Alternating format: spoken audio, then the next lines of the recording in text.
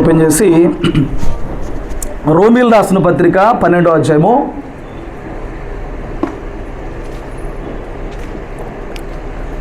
రోమీలు రాసిన పత్రిక 12వ అధ్యాయము 18వ వచనం చదివి పెడతారా? సఖ్యమైతే మీ చేతనైనంత మట్టుకు సమస్త మనుషులతో సమాధానముగా ఉండుడి. ఆమేన్. హల్లెలూయా. శ్రద్ధగా వాక్యం వినండి. నేను ఎప్పటిలా కాదు, కొంచెం త్వరగా నవ చేస్తాను, ఇది రికార్డ్ చేస్తున్నాను కాబట్టి. గడిచిన వారం మనం చూసాం సమాధాన పరిచర్యలో మూడు స్టెప్స్ చూసాం అనమాట. మొన్న పూర్తిగా వివరించలేదు, వివరించాల్సి వస్తే 2 గంటలు పట్టేసిద్దని పోయిన వారం మనము 3 విషయాలు మాత్రం ధ్యానం చేసాం. సమాధాన పరిచర్యలో 3 స్టెప్స్ ఉండాలి. ఆ 3 మొదటిది ఏంటని చెప్పాను. మొదటిది ఏం చేయాలి? సమాధానం నీకు కలగాలంటే అది కుటుంబంలోనైనా అది ఎక్కడైనా మొదట ఏం చేయాలి? దేవుని దగ్గర ప్రార్థన చేయాలి. ప్రార్థన చేసినప్పుడు అవతల వ్యక్తిని మార్చాల్సిన అవసరం ఉంటే దేవుడు అవతల వ్యక్తిని మారుస్తాడు. నీలో మార్పు తేవాల్సిన అవసరం ఉంటే నీలో మార్పు తెస్తాడు. కానీ సమాధానాన్ని మాత్రం దేవుడు తప్పకుండా దయచేస్తాడు. రెండో విషయం ఏం ధ్యానం చేసాం? అదే ఆ రెండో స్టెప్. నేను చెప్పిన స్టెప్ ఏంటి? నేను చెప్పిన పాయింట్ ఏంటి? సమాధానం కొరకు మొదటి అడుగు నీదే అవ్వాలి. నేను చెప్పిన ఇలా రాసుకోవట్లేదు మీరు. సమాధానం కొరకు మొదటి అడుగు నీదే అవ్వాలి. సమాధానాన్ని వెతకమన్నాడు, వెంటాడమన్నాడు. వెతకాలి, వెంటాడాలి. చూడండి, నేను ఇప్పుడు సమాధానం గురించి గడిచిన 3 వారాలుగా వాక్యం చెప్తున్నప్పుడు మీరు నన్ను ఒక భ్రమలో పెట్టుకోవద్దు. ఏంటి ఆ భ్రమలో? ఇక్కడున్న ఒకరి కుటుంబంలో సమాధానం కోల్పోయారు, ఇక్కడున్న కుటుంబంలో సమాధానం చెడింది కాబట్టి పాస్టర్ గారు కావాలని చెప్పనే సమాధానం గురించే మాట్లాడుతున్నాడు అని చెప్పి వాళ్ళ కుటుంబానికో ఒక వ్యక్తి కోసమో వాక్యం చెప్పే అంత పిచ్చోడుగా నన్ను చూడొద్దు. నిజం చెప్పు, ఈ వాక్యం వింటున్న సీక్వెన్స్లోనే నీ కుటుంబంలో సమాధానం చేయని పరిస్థితులు రాలేదా? నీ అంతరంగంలో సమాధానం చేయని పరిస్థితులు రాలేదా? నువ్వు వెనక్కి తిరిగి చూసుకుంటే ఎప్పుడో ఒకప్పుడు చెడిపోయిన చోట నువ్వు సరిగా తగ్గక, సరిగా కోఆపరేట్ చేయక, సరిగా సమాధానం కావాలని కోరుకోక, నీ హృదయంలో వాక్యం వింటున్నప్పుడు నిన్ను పాయింట్అవుట్ చేస్తున్న సందర్భాలు తగట్లేదా? సో నన్ను పిచ్చోడు చేయకు, నువ్వు పిచ్చిదాన్ని అవ్వకు, పిచ్చోడు అవ్వకు. వాక్యము దేవుడిచ్చిన నడిపింపులో సీక్వెన్స్లో వెళ్తున్నా. మీ టాలెంట్ ఎలా ఉంటుందనంటే నాకు తెలుసు బాగా.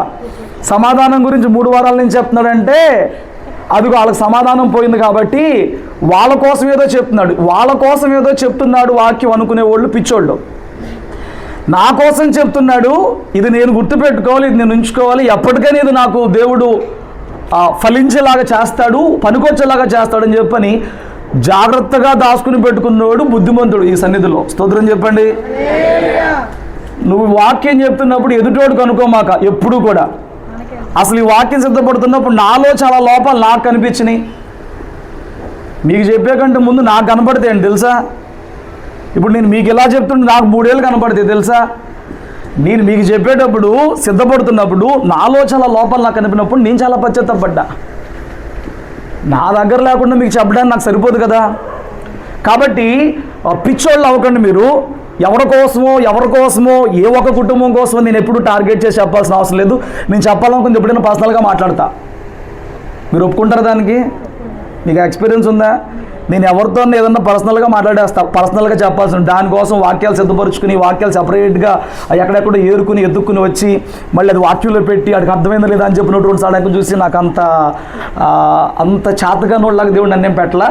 నేను ముఖాముగ్గా ఏ పరిస్థితి గురించి మాట్లాడాలనుకున్నా ఆ సందర్భాన్ని బట్టి నడిపింపుని బట్టి ముఖాముగ్గా మాట్లాడేస్తాను. దానికోసం వాక్యాలను అడ్డుపెట్టుకోవాల్సిన అవసరం అయితే నాకు ఎప్పుడు కూడా లేదు. వాక్యం అందరి కోసం, వాక్యము అందరి కోసం.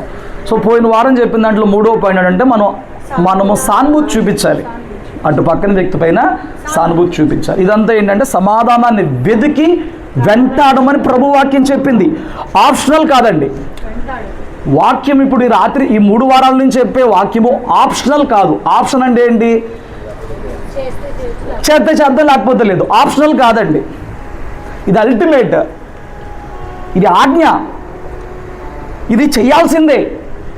ఇదేదో ఆప్షన్ కాదు, చేస్తే చేద్దాం లేకపోతే లేదు. ఆయన అట్టే చెప్తాడు. చెప్పేది దేవుడు, నేను కాదు, వాక్యమే మాట్లాడుతుంది, వాక్యమే దేవుడు. వాక్యంలో దేవుని మాట మనం పొందుకునేది ఏంటంటే, గడిచిన వారు సమాధానాన్ని వెతుకు, దాన్ని వెంటబడు. అది నీలో ఆ సమాధానం వచ్చి ఆ సంతోషం అనుభవించే వరకు కూడా నువ్వు వెంటాడాలి. చూడండి, సంతోషం ఉన్న ప్రతి చోట సమాధానం ఉంటుందో నాకు తెలియలే, కానీ సమాధానం ఉన్న చోట ఖచ్చితంగా సంతోషం ఉంటుంది. హల్లెలూయా. సమాధానం లేకుండా అక్కడ సంతోషం మనము ఎక్స్పెక్ట్ చేయలేము. అది దైవికమైన సంతోషము అవ్వదు. కాబట్టి రాత్రి ఇంకొంచెం ముందుకు వెళ్తే సమాధానం అనే విషయంలో ఇక్కడ దేవుని లేఖను మనకు సెలవిస్తున్నాడంటే, సఖ్యమైతే నీ చేతనైనంత మట్టుకు సమస్త జనులతో ఎలా ఉండాలంట? సమాధానంగా ఉండాలి. సమస్త మనుషులతో, జనులతో సమాధానంగా ఉండండి. నీ చేతనైనంత అంటే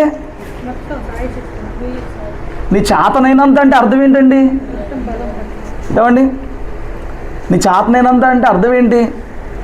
వాడికి ఉన్న దాంట్లో ఇంకా ఇవ్వగలిగిందంతా, చేయగలిగిందంతా చేయడమే చేతనైనంత అండి అర్థం.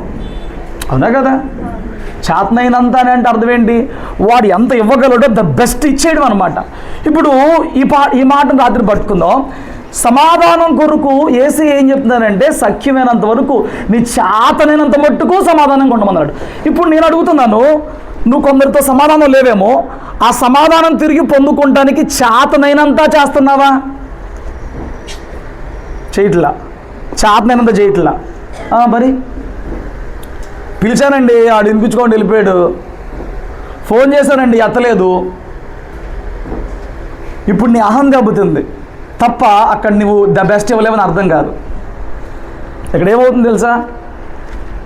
ఇంత చెడిన తర్వాత నేను ఒక ప్రయత్నం చేస్తే నా ప్రయత్నానికి అతను సహకరించలా. ఇంత చెడిన తర్వాత నేను ఒక ప్రయత్నం చేస్తే, నేను ఒక మెట్టు దిగితే నేను తగ్గింది అతను పట్టించుకోవాలా అన్నప్పుడు ఏమవుతుందో తెలుసా? ఏమవుతుంది? అహం దెబ్బతినిపోతుంది. అహం దెబ్బతిని ఇంతకు మించి నేను ప్రయత్నం చేయకూడదని చెప్పి భీష్మించి కూర్చుంటారన్నమాట. ఇక ఇంతకు మించి నేను తగ్గకూడదు, నేనేంటి తగ్గడం ఏంటి అని చెప్పని భీష్మించి కూర్చుంటారు. ఇది లోకంలో ఉన్న వారికి, లోక సంబంధంగా ఆలోచన చేసేవారికి పనికొచ్చింది కానండి, దేవుని బిడ్డలకి ఈ విధానం ఇప్పుడు పనికిరాదు. ఈ 4వ పాయింట్ ఏంటంటే, ఇప్పుడు ఈ సీక్వెన్స్లో మనం ముందుకెళ్ళేటప్పుడు సమాధానం కొరకు నువ్వు ప్రయాసపడుతున్నప్పుడు ఆ జరిగిన సంఘర్షణలో నీ భాగం ఏంటో ముందు పట్టుకోవాలి. జరిగిన సంఘర్షణ ఉంటుందా? జరిగిన సంగతి ఉంటుందా? జరిగిన సంఘటన ఉంటుందా? అందులో నీ భాగం ఏంటో పట్టుకోవాలి. మూడో వ్యక్తికి అసలు జరిగిన స్టోరీ ఏంటో తెలియాలంటే వినాలి. మూడో వ్యక్తికి జరిగిన స్టోరీ ఏంటో తెలియాలంటే, మూడో వ్యక్తి ఒక పక్కింటే పని అయిపోద్దా? ఇద్దరి మధ్య ఒకటి జరిగింది, మొదటోడు వచ్చి రెండోవాడి విషయంలో జరిగిన సంగతిని మూడో వ్యక్తికి చెప్తున్నాడు. ఇప్పుడు ఈ మూడో వ్యక్తికి చెప్తున్నప్పుడు రెండో వ్యక్తి లేకుండా మొదటి వ్యక్తి మాత్రమే చెప్పింది విని నిర్ణయం తీసుకుంటే సరిపోద్దా? ఎప్పుడూ చెల్లుబాటు కాదు. ఇక్కడ ఏంటి? రెండు పక్కలా విన్నప్పుడు మూడో వ్యక్తికి ఒక క్లారిటీ వచ్చింది. రెండు పక్కలా చూసినప్పుడు మూడో వ్యక్తి ఒక నిర్ణయం చెప్పగలడు. రెండు పక్కలా చూసినప్పుడు, రెండు పక్కల విన్నప్పుడు మూడో వ్యక్తి ఒక సఖ్యతకు, సంధికి తేగలడు. సరే, మూడో వ్యక్తిని పక్కన పెట్టేసి అసలు నువ్వు జరిగిపోయిన సంఘటనలో నీ లోపం ఏంటో, నీ లోపం ఎంతో పరిశీలన చేసుకుంటానికి ఎప్పుడైనా ప్రయత్నం చేసావా? చెయ్యమా? నీ లోపం ఉండదా? మన దగ్గర లోపం ఉండదా? ఎదుటోళ్ళ లోపమే తప్ప మనం పట్టించుకోమా? మనం చూసుకోమా? మన విషయం ఇక వద్దా? మాత్రం సమర్థించుకుని ఎదుటోడిది మాత్రం పాయింట్అవుట్ చేస్తే వాడు అదేగా చేస్తున్నాడు, వాడిది సమర్థించుకుని నీది పాయింట్అవుట్ చేస్తున్నాడు. నీది పెద్ద విషయం కాదని నువ్వంటే వాడు నాది పెద్ద విషయంగా నీదే పెద్ద విషయం అంటున్నాడు. ఇక్కడ ఏం జరుగుతుంది? సరిపోతుందా? ఏమండి, ఇప్పుడు నేను ఎలాగుందన్నో చూసుకోవాలనుకో, కొంచెం తేటగా చూసుకోవాలనుకో, అద్దంలోకి వెళ్ళి చూసుకుంటే పని అయిపోద్ది. స్పష్టంగా చూడాలనుకో, నా బాడీ పైన ఏదన్నా పార్ట్ గురించి ఒక భూతద్దం పెట్టుకుని స్పష్టంగా చూస్తే సరిపోద్ది. నా బాడీ ఇన్నర్ పార్ట్స్ని చూడాలనుకో, ఆ బ్లడ్ టెస్టో లేకపోతే ఏదైనా చేయాలనుకో, చాలా నిశితంగా మైక్రోస్కోప్లో పెట్టి చూడాలి. నా మాట నీకు అర్థమైందా? ఇప్పుడు దూరం నుంచి నువ్వు అంటావు ఏంటి మీ ఆరోగ్యం అన్న బాగాలేదా, మీ కళ్ళ కింద నల్లగా మచ్చలు వచ్చేస్తున్నాయి అంటాం. అసలు నాకు అది కనపడిద్దా? నాకు కనపడదు. నాకు కనపడినప్పుడు నేను అసలు ఆ చూడగలంటే ముందు అద్దం దగ్గరికి వెళ్ళాలి. ఇప్పుడు అద్దం దగ్గర అంత దూరంలో నుంచున్నాను, ఏదో కొంచెం కనపడిద్ది. అది క్లియర్ కనపడాలని నేనేం చేయాలి? దగ్గరికి వెళ్ళిపోయి అద్దం ముందులో పెట్టుకునేటట్టు చూసుకోవాలి, అంతే కదా. కొన్నిసార్లు ఏం చేస్తాం, దగ్గరికి వెళ్ళి చూసుకుంటాం. Okay very good. ఇప్పుడు నా బాడీలో ఏదో తేడా వచ్చింది, ఇప్పుడు ఇలా తేడా రావడానికి కారణం ఏంటో అని చెప్పి డాక్టర్ దగ్గరికి వెళ్తే వాడు పై రెండు కాదు, ఆడేం చూస్తాడు, లోపలికి ఒక ఇంజక్షన్ పొడిచి బ్లడ్ అని తీసేసి దాన్ని తీసుకెళ్ళి మైక్రోస్కోప్లో టెస్ట్లో చేస్తాడనమాట. ఇప్పుడు ఈ తేటగా స్పష్టంగా చూసిన దానికన్నా ఇందులో ఈ మైక్రోస్కోప్లో టెస్ట్ నిశితంగా చూస్తారు, సూక్ష్మంగా చూస్తారు. అప్పుడు సూక్ష్మజీవులు కనపడతాయి, సూక్ష్మంగా చూస్తారు, అప్పుడు కనపడతాయి. ఇక్కడ విషయం ఏంటంటే, నీవు ఈ రాత్రి విషయం ఏంటంటే నీ చేతనైనంతా చేయాలి సమాధానం కోసం.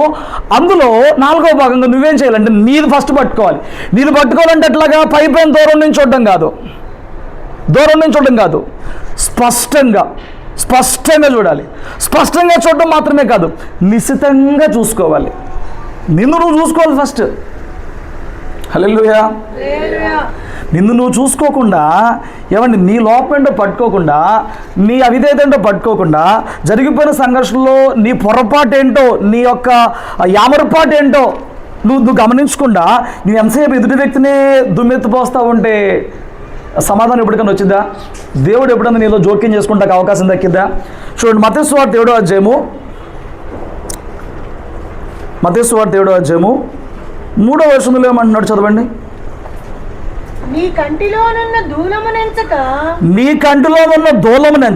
నీ సహోదరుని కంటిలోనున్న నులుసును చూచుట ఎలా? నీ కంటిలో దూలముండగా నీవు నీ సహోదరుని చూచి నీ కంటిలోనున్న నలుసును తీసివేయమ్మని చెప్పలేలా? వేషధారి మొదట నీ కంటిలోనున్న దూలమును తీసివేసుకొనుము. మొదట నీ కంటిలోనున్న దూలాన్ని తీసేసుకో, అప్పుడు నీ సహోదరుని కంటిలోనున్న నులుసును తీసివేయుటకు నీకు తేటగా కనపడిద్ది. ఎప్పుడు నీకు తేటగా కనపడిద్ది? నేను ఇందాక నుంచి అదే చెప్తున్నా. నీకు తేటగా కనపడాలంటే ఏం చేయాలి తెలుసా? దేవుని వాక్యం చెప్తుంది, ఒక సంఘర్షణ జరిగింది, ఒక పర్సన్తో మాట్లాడితే ఏమైంది తెలుసా? ఆ ఒక్క పర్సన్ ఏం చెప్తానంటే అటు పక్కన పర్సన్ మీద ఎంత చెప్పగలరు అంత చెప్తాడు.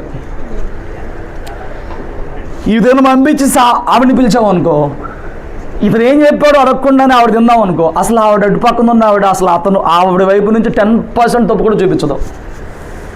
చూపిస్తారా? నేను ఇది చేశానండి అని అంటారా? ఇప్పుడు మొత్తం అలా చెప్తారు, 100% అటే చెప్తారనమాట. ఆ వ్యక్తి ఇట్లా అని చెప్పాను. ఆ వ్యక్తి ఏం చెప్పలేడు, మొత్తం వీడి తప్పు అన్నాడు. ఈ వ్యక్తి ఏం చెప్తుంది, మొత్తం ఆ వ్యక్తి తప్పు అన్నాడు. అందుకే నేను అన్నాను, సమాధానం కావాల్సినప్పుడు మొదట మనం దేవుని దగ్గర ఒక సంఘర్షణ జరిగినప్పుడు, ఒక గొడవ జరిగినప్పుడు, ఒక దూరం జరిగినప్పుడు దేవుని దగ్గరికి వెళ్ళి, దేవా నువ్వు నాకు సహాయం చేస్తే నేను తెలుసుకుంటాను, నువ్వు నాతో మాట్లాడితే నేను తెలుసుకుంటాను, నేను ఏ మనిషితో సమాధానం కోల్పోకూడదు, నీవు సమాధానం కొరకు మనుషులతో సమాధానం ఏర్పాటు చేయడం కొరకు, దేవా దేవునికి మానవునికి మధ్య ఒక వారధి ఏర్పాటు చేయడం కొరకు ఆకాశం నుంచి భూమికి దిగొచ్చో, సింహాసనం విడిచిపెట్టి నువ్వు దిగొచ్చో, నేను తగ్గాలంటే కనీసం నా లోపము నాకు తెలియాలి కదా, నా విధేయత నాకు తెలియాలి కదా, నువ్వు నాతో మాట్లాడయ్యా అని చెప్పని దేవుని సన్నిధిలో నిజముగా ప్రార్థన చేసి కనిపెట్టేవాడికి వాడు తప్పు ఒప్పుకుంటానికి మనసు వచ్చేది తప్ప, అలా చేయనప్పుడు ఎవడో కూడా వాడు తప్పు ఒప్పుకోలేడు. నా మాట నీకు అర్థమైందా? నా మాట నీకు అర్థం అవ్వాలి.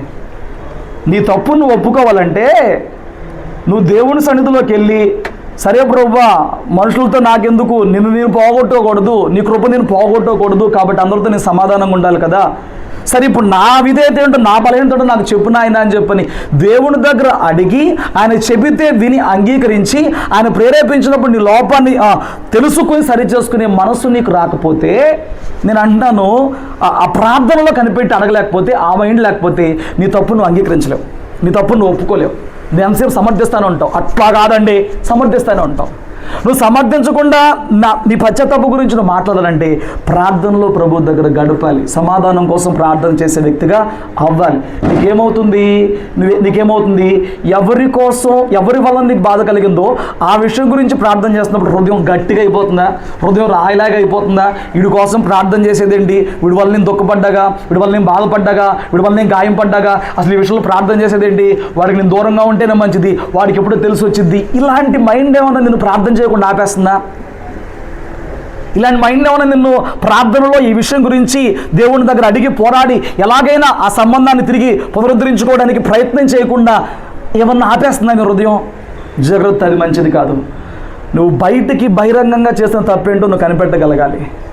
నీ మనస్సాక్షిలో, నీ అంతరంగంలో పనిచేస్తున్న తప్పిదమేంటో కనిపెట్టగలగాలి. కొన్నిసార్లు మనకు తెలియకుండానే కపటం మనసు పనిచేస్తూ ఉంటుంది. అది అసలు హ్యూమన్లో ఉండిపోద్ది అనమాట. ఒకవేళ నేను చెప్తున్నాను, 3 రకాలుగా చెప్పా. అద్దంలో చూసుకుంటాం వేరు, భూతద్దంలో చూసుకుంటాం వేరు, మైక్రోస్కోప్లో చూసుకుంటాం వేరు అని చెప్పా కదా. బయటికి బహిరంగంగా అందరికి కనిపించేలాంటి తప్పును పట్టుకోవడం వేరు, నీ అంతరంగంలో ఉన్న తప్పుడు బుద్ధిని పట్టుకుంటాం వేరు. ఒక్కొక్క సందర్భంలో అప్పటికప్పుడు పనిచేసిన కపట బుద్ధితో నువ్వు మాట్లాడిన మాటలు పట్టుకోవడం వేరు. నేను అంటున్నాను, ఇది 190% చేయలేరు. కానీ దేవునికి భయపడేవారు, దేవుణ్ణి ప్రేమించేవారు, దేవునిని గణపరచాలని పరలోకంలో ఉండాలని కోరుకునే వాళ్ళు మాత్రం అసలు ఏది చేయరు, పట్టుకుంటారు. మిగతా 10 మంది, ఈ 190 మంది ఇలాంటి చోట తగ్గమంటారు, ప్రార్థన చేయరు. ఇంకేసి అన్నాడు, నీ శత్రువుల కోసం ప్రార్థన చేయమన్నాడు. నువ్వు నిజం చెప్పేది అర్థం చెప్పు. నీకు ఎవరికన్నా గొడవైన తర్వాత నువ్వు వాళ్ళ కోసం ఎంత కరెక్ట్గా ప్రార్థన చేసావు, వాళ్ళ మేలు కోసం ఎంత ఖచ్చితంగా ప్రార్థన చేసావు? అసలు వాళ్ళ పేరు తెచ్చావా? ఇప్పుడు నీ పక్కన వాళ్ళు పేరు తెస్తుంటే ఆ పేరు తేబుద్ధి అవుతుందా నీకు? నీ పక్కన వాళ్ళు ఎవరన్నా ఆ పేరు చేస్తుంటే చెబుద్ధి అవుతుందా? అవునయ్యా అనుబుద్ధి అవుతుందా? ఆమెను అనుబుద్ధి అవుతుందా?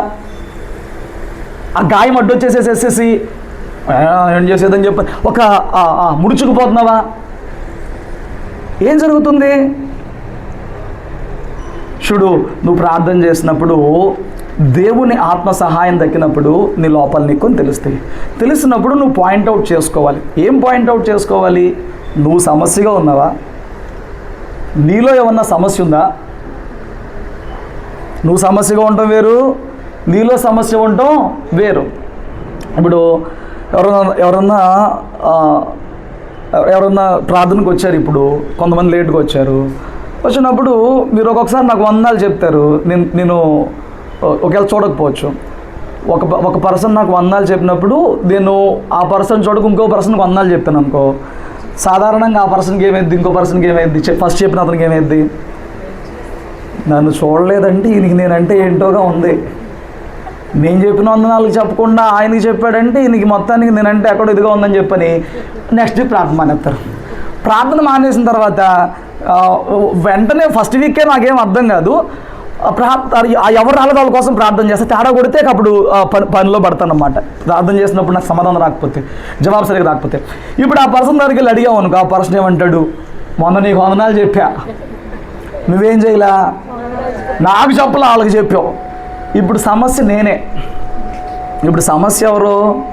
నేనే సమస్య పూర్తిగా. నేను ఎందుకు సమస్య అయ్యాను?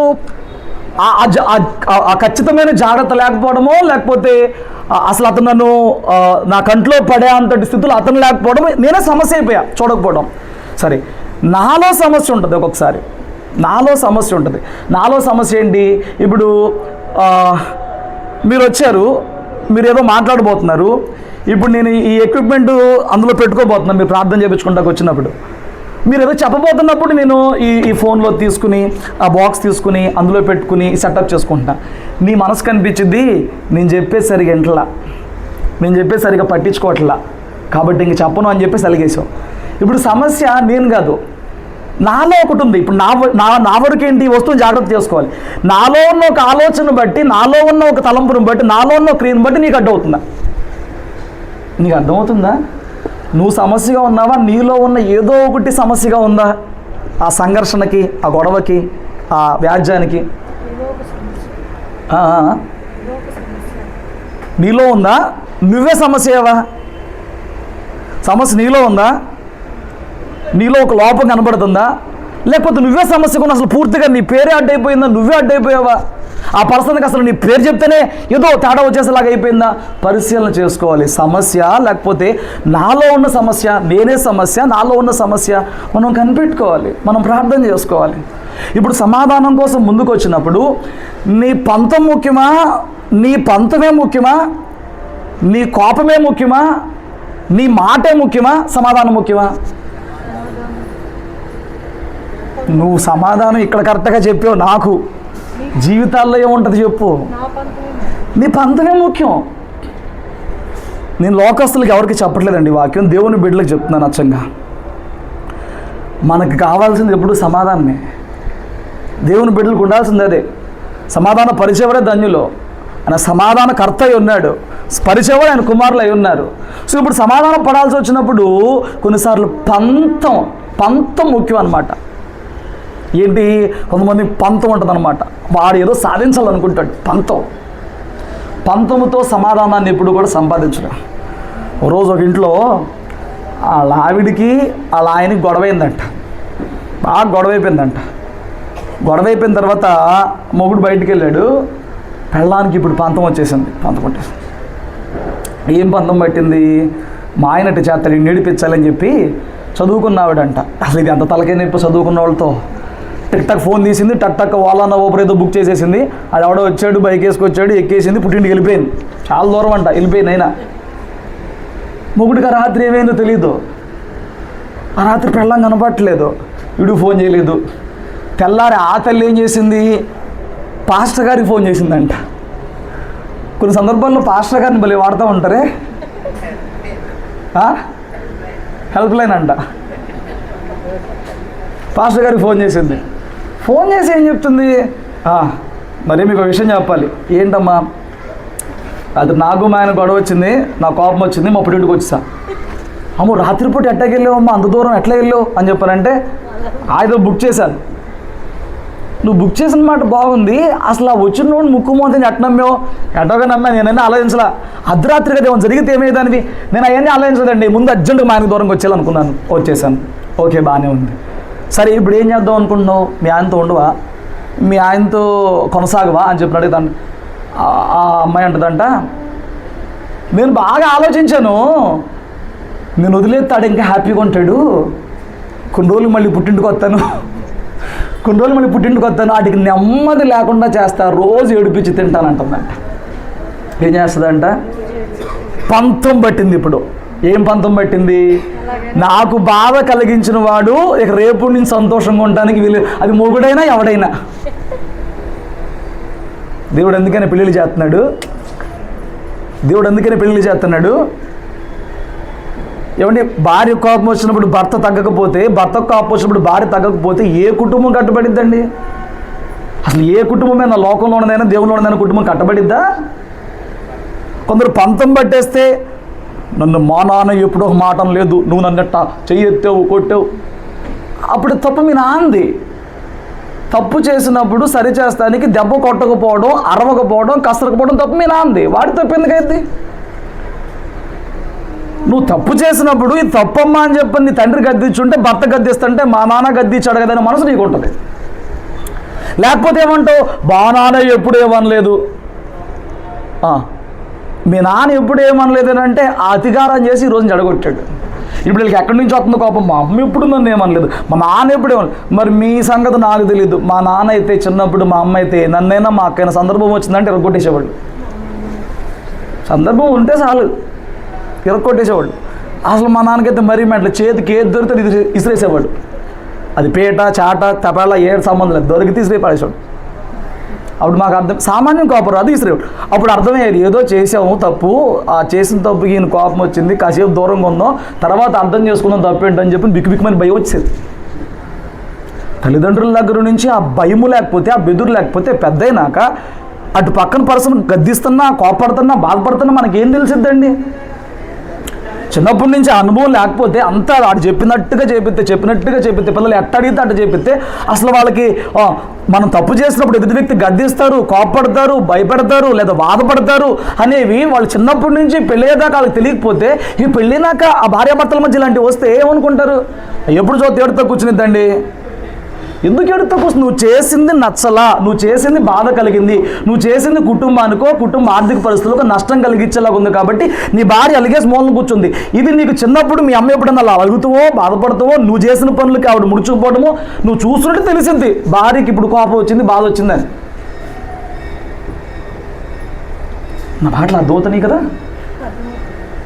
నువ్వు చూడలేదు చిన్నప్పుడు నేను చదివి ప్రాబ్లం. ఇప్పుడు నీ తల్లి నీకు కొన్ని నేర్పించలా, నీ తండ్రి నీకు కొన్ని నేర్పించలా.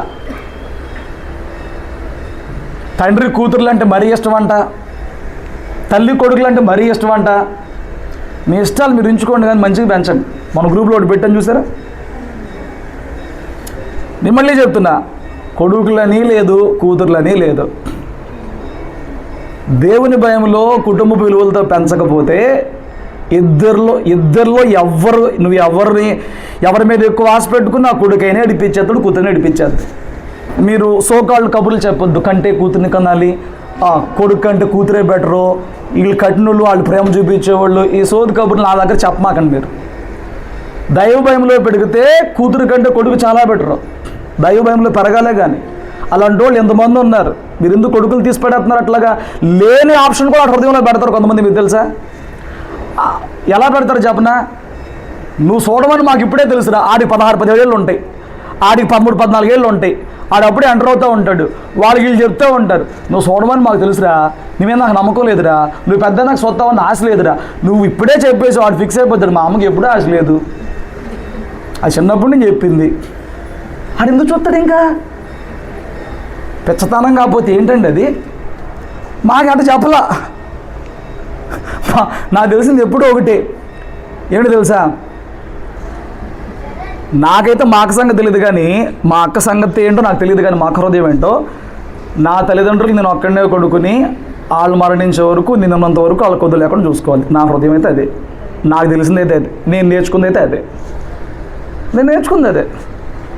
నువ్వేం నేర్పిస్తున్నావు బిడ్డలకి? నువ్వు ముందే చెప్పేస్తున్నావు వాడికి. ఆడికి అర్థమైపోయింది. మా నాన్న చిన్నప్పటి నుంచి నాకు ఒకటి చెప్పేవాడు, నేను చూడని ఆయనకు తెలుసు, ఇప్పుడు చూడకపోయినా ఏమండో, ఆడు అలా ఫిక్స్ అయిపోతాడు. జాగ్రత్త ఈ మాటల విషయాలు. స్తోత్రం చెప్పు. పంతాలు పడతారు కొంతమంది. ఆ పంతాలు పడతానికి కొన్ని కారణాలు ఉంటాయి. వాళ్ళు పెరిగిన వాతావరణం కూడా కారణమవుతుంది. జాగ్రత్త. పెళ్లికి ముందు కాలం వేరు, పెళ్లి తర్వాత కాలం వేరు. పెళ్లికి ముందు బంధాల్లో ఉన్న పరిస్థితులు వేరు, పెళ్లి తర్వాత బంధాల్లో ఉన్న పరిస్థితులు వేరు. ఇంతకుముందు నువ్వు పంతం పడితే మీ నాన్న ఒప్పుకోవచ్చు, మీ అమ్మ ఒప్పుకోవచ్చు, ఇప్పుడు వచ్చిన భర్త ఒప్పుకోడు, వచ్చిన భార్య ఒప్పుకోదు. ఇక్కడ తగ్గాల్సిందే. ఇప్పుడు తగ్గాల్సిందే. ఇప్పుడు అదే నువ్వు వాళ్ళ కడుపును పుట్టావు కాబట్టి, వాళ్ళు పెంచారు కాబట్టి, వాళ్ళు నిన్ను సంతోషపెట్టడానికి చూస్తారు కాబట్టి, నువ్వు అలిగితేనో, నువ్వు బిగదీసుకుపోతేనో, నువ్వు అన్నం మానేస్తానో వాళ్ళు నిన్ను సంతోషపరుస్తానికి వాళ్ళు తగ్గుతారు. వచ్చిన పెళ్ళం ఎందుకు తగ్గిద్ది? వచ్చిన మొగుడు ఎందుకు తగ్గుతాడు? నువ్వు బిగ తీసుకుపోతే, నువ్వు ఏడు చెప్తే వాళ్ళు ఎందుకు తగ్గుతారు? నువ్వు పంతం పట్టు కూర్చుంటే ఎవరికి నష్టం? ఇంకా బిడ్డలు ఉంటే వాళ్ళకు కూడా నష్టం. బిడ్డలు పుట్టకపోతే ఎలాగో, బిడ్డలు పుట్టారనుకో ఇలా పంతాలకు పోయి భార్యాభర్త డిస్ట్రిబ్యూషన్గా ఉన్నారు. అది ఇంకా బిడ్డలకి చాలా మీకు తెలియదు, ఇప్పుడు తెలియదు. వాళ్ళు చిన్నపిల్లలు అనుకుంటున్నారేమో. చిన్నపిల్లలేం కాదు వాళ్ళు మొత్తం చూస్తూ ఉంటారు. వాళ్ళ మైండ్లో మొత్తం రికార్డ్ అయ్యింది. మీరు చూడండి, పిల్లలు ఎవరన్నా మనం వాళ్ళకి పర్టికులర్గా పుట్టడానికన్నా చూడండి, మనం చెప్తున్నారు ఇంటికి వెళ్ళిపోయి నూనె ప్రార్థన చేస్తుందంట. ఎవరు చూసిన కాడి నుంచి. ఎవరు నేర్పించారండి? ఎంత వయసు అండి? ఎంత వయసు పుట్టడానికి? ఇంటికి నూనె ప్రార్థన చేద్దాం. ఎవరు చెప్పక్కర్లా. తల్లిదండ్రుల క్రియల గురించి, తల్లిదండ్రుల పెద్ద నీతి గురించి వాళ్ళు చిన్నప్పటి నుంచి చూస్తారు. ఆ కుటుంబంలో భార్యకి భర్తకి మధ్య పంతము రాకూడదు. ఏం రావద్దు? పంతం రావద్దు. నేను ఒప్పుకోను, నేను తగ్గను, నేను ఇది అవ్వను, పంతం రావద్దు. పంతాల వలన ఎప్పుడు ఏ సంబంధాలు కట్టబడవు. నీ అహం నెగ్గుతుందేమో కానీ అక్కడ పంతాల వలన కుటుంబాలు కట్టబడవు, సమాధానం రాదు. దేవుని సన్నిధి నీతో పని చేయదు పంతాలు పట్టేసినప్పుడు.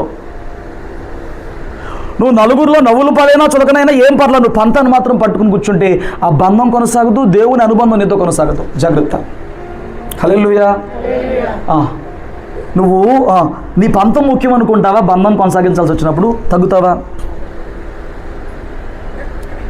నీ గౌరవం ముఖ్యం అనుకుంటావా? నీ పెద్దరికం ముఖ్యం అనుకుంటావా? ఏమండి, కొన్నిసార్లు గౌరవాలు పెద్దరికాలు వస్తాయి. మీరు చాలా జాగ్రత్తగా గమనిస్తే ఇద్దరు చిన్నపిల్లలు కొట్టుకున్నారు అనుకో, ఇప్పుడు మన మధ్యలో అది ఏ ఋత్విక్ సాధ్య గారు ఉన్నారు ఇక్కడే, వాళ్ళిద్దరు కొట్టుకున్నారు అనుకో, వాళ్ళని పిలిచిరాయి, ఏంట్రా మీరు చేసిన పని ఏంట్రా, సారీ చెప్పు అన్నయ్య, సారీ చెప్పు, షేక్ హ్యాండ్ కౌగిలించుకో అంటే, ఇప్పుడు వాడికంటే నేను బలాఢ్యుని కాబట్టి కొద్దిగా భయము గౌరవం ఉంది కాబట్టి వాడు వింటాడు. ఇప్పుడు ఇదే సిచ్యువేషను ఒక 20-30 మధ్యలో ఉన్న ఒక యంగ్ బ్యాచ్ జరిగింది, వాళ్ళని పిలుచురా ఏంట్రా అన్న, మీరు ఏదైనా చెప్పండి, ఈ విషయంలో మాత్రం పంతం వాడంతా వాడిదంతా ఈ మాట చిన్నప్పుడు చెప్పలేరు. ఇప్పుడు ఆ అన్న గురించి అంటాడా వాడంతా అని? పెద్ద అయిపోయారు, చదువు ఉద్యోగం ఎటో ఒకటి నిర్ణయించబడింది, ఒకటి స్టేటస్ పైన ఉంది, ఒకటి స్టేటస్ కింద ఉంది.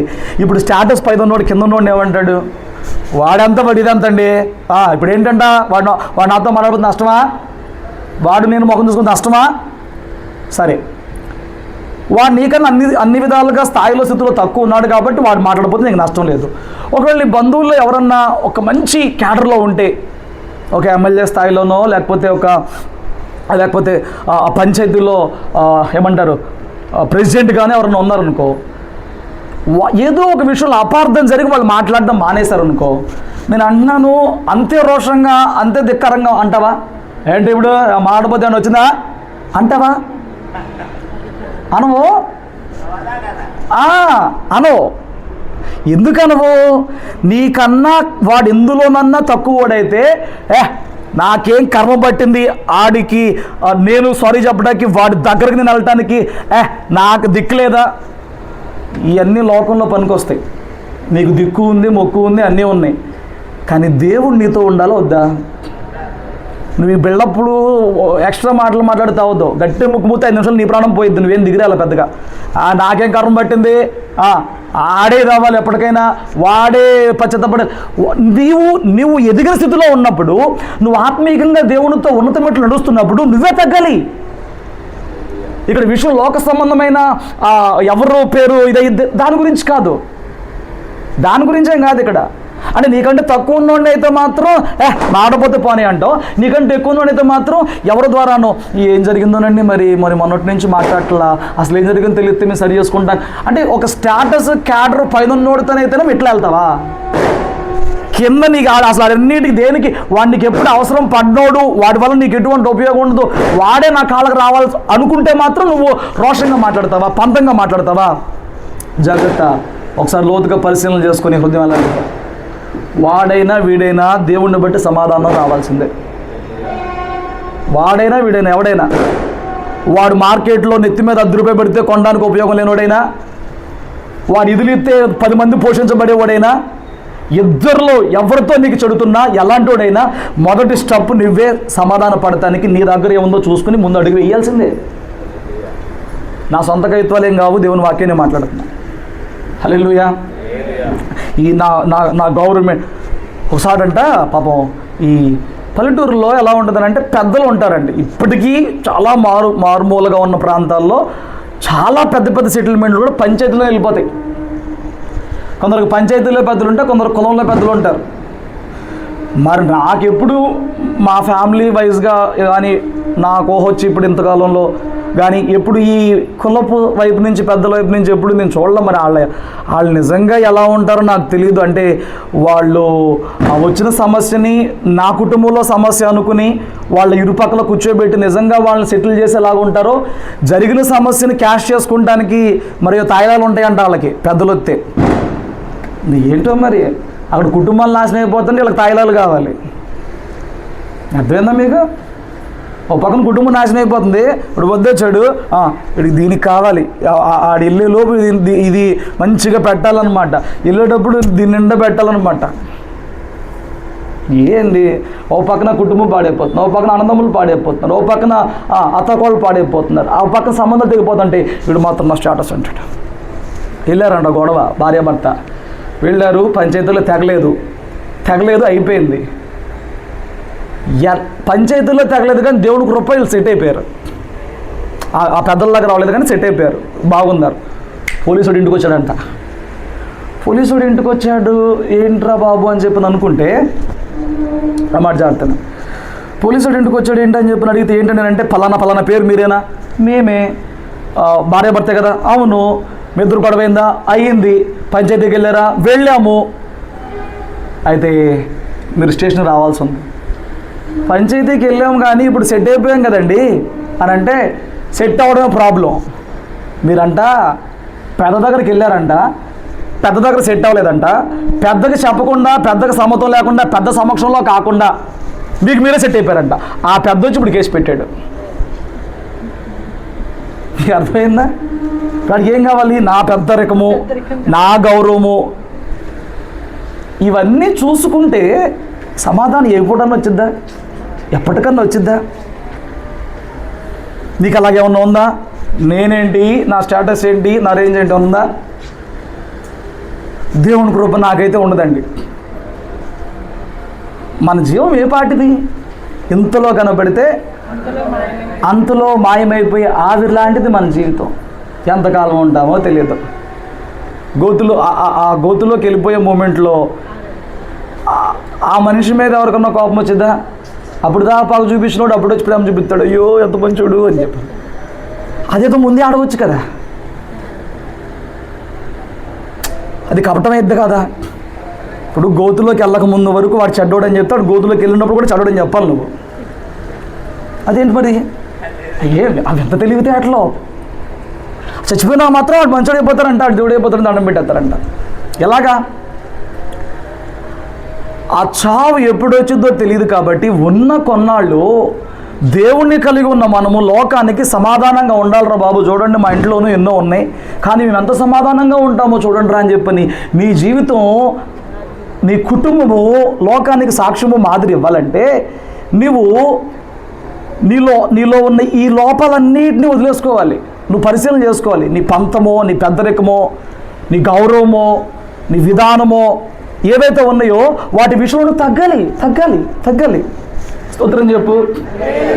సరే, ఇప్పుడు ఒక ఇద్దరిని కూర్చోబెట్టాం, మాట్లాడిన తర్వాత ఇప్పుడు సోనికి రమ్యకి గొడవ అవ్వలేదులే అనుకుందాం, అయిపోయింది.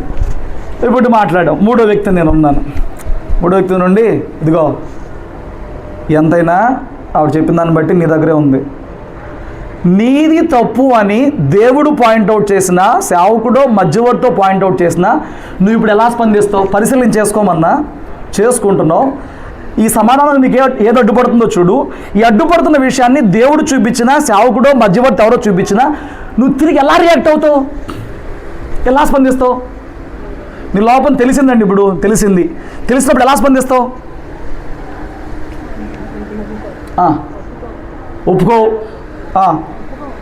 ఒప్పుకోవా?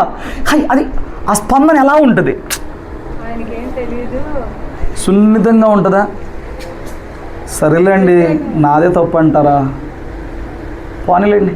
సున్నితంగా ఉంటుందా? ఉండదు. ఇక్కడ ఎవరు ఉండరా సున్నితంగా? ఇంకా అయితే అమ్మో గొప్పోళ్ళ మధ్యలో ఉందనేసి అయ్యో సున్నితంగా ఉండరు. సరే, సున్నితంగా ఉండరు, బాగానే. అరుపులు కేకలు ఉంటాయా? నా తప్పంటే పెట్టి ఉంటాయా?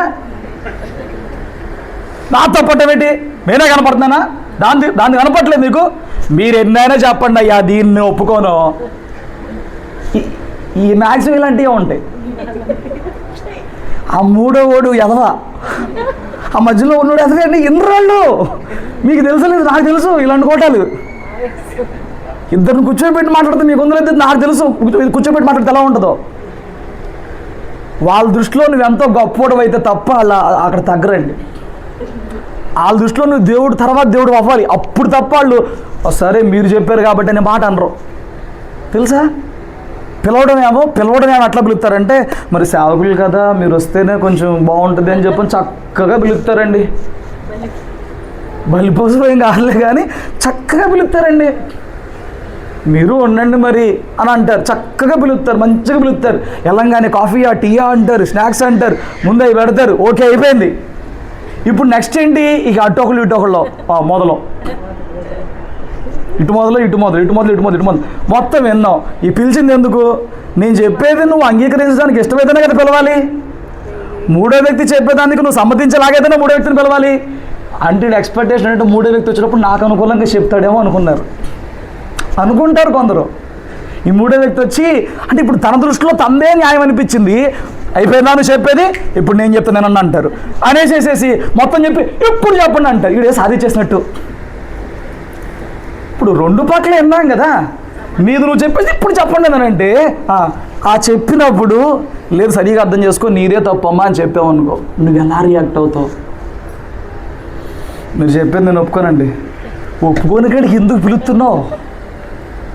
ఒప్పుకోని కాడికి ఎందుకు పిలుస్తున్నావు అంటే ఇప్పుడు ఆవిడ్ని తిడితే నీకేమైనా సైకో సాటిస్ఫాక్షన్ అయిద్దా? ఇప్పుడు ఆవిడ తప్పనంటే నువ్వు ఏం చేస్తావు? నేను అంటున్నాను ఒక మనిషి మీద వారిని తప్పని చెప్పి నువ్వు గెలిచి ఎప్పుడు సమాధానం తెచ్చుకోలేవు. ఇది ఒక్కటి గుర్తుపెట్టుకో. రెండు చోట్ల ఇద్దరిని చేర్చి ఒక విషయం చేసిన తర్వాత నీదే తప్పు నీది తప్పు అని చెప్పన్నానంటే కనుక ఉప్పు అన్నవాడు ఎంత హ్యాపీగా ఉండొచ్చాం కానీ తప్పు అన్నవాడు మాత్రం నీతో నిజంగా సమాధానం పడ్డావు. ఇక ఆ పరిస్థితుల్లో చేతగాక సర్లే అన్న అది అంతరంగంలో నుంచి వచ్చే సమాధానం అయితే కాదు. కానీ కొన్ని బుద్ధున్నోడు మధ్యవర్తి ఏం చెప్తాడంటే రెండు పక్కల తప్పు అంటాడు. తెలుసా, రెండు పక్కల తప్పు ఉందంటారు. నేను అంటాను అసలు పంచాయతీకి ఎక్కువ లేకపోతే ఎవరినో పిలిచో పెద్ద అసలు నీకు ఎందుకు నేను చెప్పినాను, నువ్వు ఎక్కడికి వెళ్ళినా రెండు పక్కల తప్పు అంటారండి. 90% వాడితో ఉన్న చివరిలో ఉంటుంది తెలుసా, మీరు కూడా మరి ఇక అట్లా ఉండకూడదు అంటారు.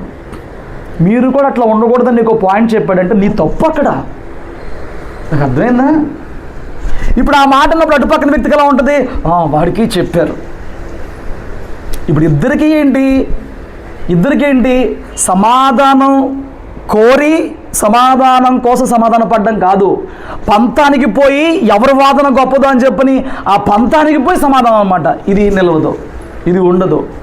పంతాలు వ్యాజ్యాలతో ఎవరు గొప్ప అని తేల్చుకుని ఆ తేల్చిన దాంట్లో నిలబడే వ్యాజ్యం నిలవదు. స్తోత్రం చెప్పండి. నువ్వు ఎలా స్పందిస్తావు? నీ లోపం కనబడినప్పుడు వెంటనే ఒప్పుకుంటానికి ముందుకు వస్తావా? నీ లోపం చెప్పినప్పుడు ఉండలేండి అని అంటావా? ఆ రాజీ పడటానికి ముందు ఒక మాటకు వస్తావా? రావు. ఒక చోట ఒక అత్త కోడలు ఉన్నారంట.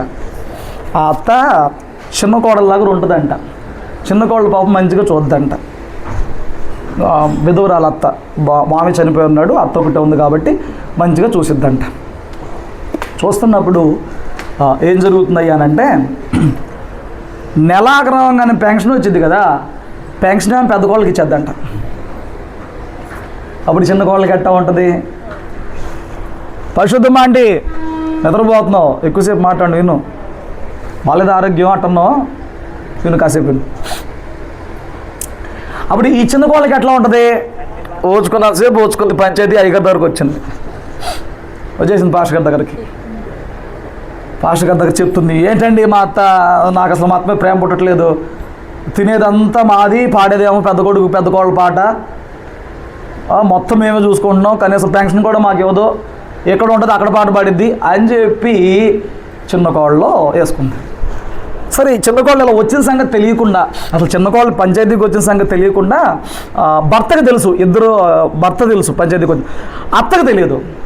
సో ఇప్పుడు అత్త దగ్గర ఇండైరెక్ట్గా వెళ్ళి పాస్టర్ గారు మామూలుగా మాట్లాడాడు, అమ్మ ఎలా ఉన్నారంటారంటే, మా చిన్న కోళ్ళ బంగారం నాయన. ఆవిడ ఒపీనియన్ ఏంటి, ఆవిడ ఒపీనియన్ కోళ్ళకి తెలియదు. ఇప్పుడు ఏమంటుంది, మా చిన్న కోళ్ళు బంగారం నాయన, పెద్ద కోళ్ళు ఉంది చూడదే పెట్టదు, నెల అవ్వగానే వచ్చి నా పెన్షన్ లెక్కెళ్ళిపోద్ది, చిన్న కోళ్ళు బంగారం నాయన అంటుంది. బాగుంది ఈ మాట. ఇప్పుడు కొడుకుని పిలిచాడు, మొత్తాన్ని కొంచెం కొడుకుని పిలిచి, ఏంటి మీ ఇంట్లో పరిస్థితి అంటే, అయ్యా మా అత్త అంటే మా అమ్మ అంటే వాళ్ళ అత్తగారంటే మా ఆవిడ చాలా ఇష్టమే, మా అమ్మ మాత్రం నోరు తెరిచి ఎప్పుడు నా కోళ్ళు బంగారం అందో, ఆ ఒక్క మాట అంటే మా ఆవిడ నాకన్నా బాగా మాత్రమే వాళ్ళ అత్తనే చూసిద్ది అన్నాడు. సరే ఈవిడికి అర్థమైపోయింది ఏంటి, ఇప్పుడు ఈవిడికి ఏం కావాలంటే ఆ పొగడ్త కావాలి, ఆ మెప్పు, కోళ్ళకి మెప్పు కావాలి. సో ఇప్పుడు అత్త దగ్గరికి వెళ్ళిపోయి, ఎంత తిప్పలో చూడండి పాస్టర్ గారికి, ముందు కోడలతో మాట్లాడాలి, తర్వాత అత్తతో మాట్లాడాలి, భర్తతో మాట్లాడాలి, మళ్ళీ అమ్మ మొత్తం సరే వెళ్ళాడు. వెళ్ళి అమ్మ నీ కాళ్ళు మరి అంత బంగారం అయినప్పుడు నోరు తెరిచి నువ్వు మంచిదానివే, నువ్వు బాగా చూసుకుంటావే, దానికంటే నువ్వు మంచి అనొచ్చు కానంటే, అనాలనిపిస్తుంది కానీ ఏంటో అనుభూతి కాదు. అదొక లోపం కదా. సేవకుడు వచ్చి నేను అంత మంచిగా చూసుకుంటున్నప్పుడు నీ చిన్న కోళ్ళు పొగడొచ్చుగమ్మా, మంచిగా మాట చెప్పొచ్చుగమ్మా అంటే ఎందుకో అనుబుద్ధి కాదు. ఎందుకో అనుబుద్ధి కాదంట. కొంతమందికి తమ తప్పని తెలిసినా కూడా ఎందుకో ఒప్పుకోబుద్ధి కాదు. అడ్డుపడద్దు, ఏదో అడ్డుపడిపోద్ది. నువ్వు ఎలా స్పందిస్తావు? సున్నితంగా స్పందిస్తావా? అరుపులు కేకలతో స్పందిస్తావా? లేకపోతే ఇది ఈగో అడ్డుపడిపోయి ఒప్పుకోవాలని తెలుస్తున్నా ఒప్పుకోకుండా ఆగిపోతావా? వీటిలో ఎక్కడ ఫెయిల్ అయినా సమాధానం వచ్చిందంటారా? ఇప్పుడు నేను చెప్పిన ఒక్కొక్క స్టెప్లో ఒక్కొక్క పాయింట్లో ఎక్కడన్నా ఫెయిల్ అయితే సమాధానం దొరికిద్దంటారా? సమాధానం వచ్చిద్దంటారా? సమాధానం ఇలాంటి సందర్భాల్లో రాదు. కానీ దేవుని వాక్యం మనకేం నేర్పిస్తుంది? నీ చేతనైనంత మట్టుకు సమస్త మనుషులతో నీ చేతన అవ్వాల్సింది ఏంటి? ఆ కొంచెం యుగం పక్కన పెడతాం. నీకు చేతన అవ్వాల్సింది ఏంటి? ఆ కొంచెం తగ్గడం. నీకు చేతన అవ్వాల్సింది ఏంటి? నీ తప్పును ఒప్పుకుంటాం. నీ చేతన అదే అక్కడే ఫెయిల్ అవుతున్నావు. నీకు అది చేత అవ్వట్లా. ఏమండి, అది నీకు చేతనవ్వడానికి నువ్వు ప్రయత్నం చేయాలి. నువ్వు ఎక్కడ అంతరంగంలో అడ్డుపడిపోతున్నావో, ఎక్కడ అంతరంగంలో ఆ ఒక్క స్టెప్ వేయలేకపోతున్నావో ఈ రాత్రి ఒకసారి నువ్వు పరిశీలన చేసుకోవాలి. కొంతమందితో మాట్లాడినప్పుడు ఏంటి మరి మీ పరిస్థితి ఇలాగ ఉన్నాయి కదా అని అంటే అటు పక్కన వ్యక్తి చెప్తారు, కరాఖండిగా తేల్చేసి చెప్తారు, ఏమండి మీరు ఏదైనా చెప్పండి, నా హృదయం మొక్కలైపోయింది, నా హృదయం పగిలిపోయింది, నా హృదయం విరక్తి చెందింది. దేవుడికి మనం చేసిన పనులను బట్టి ఎప్పుడూ కోపం రాలేదా?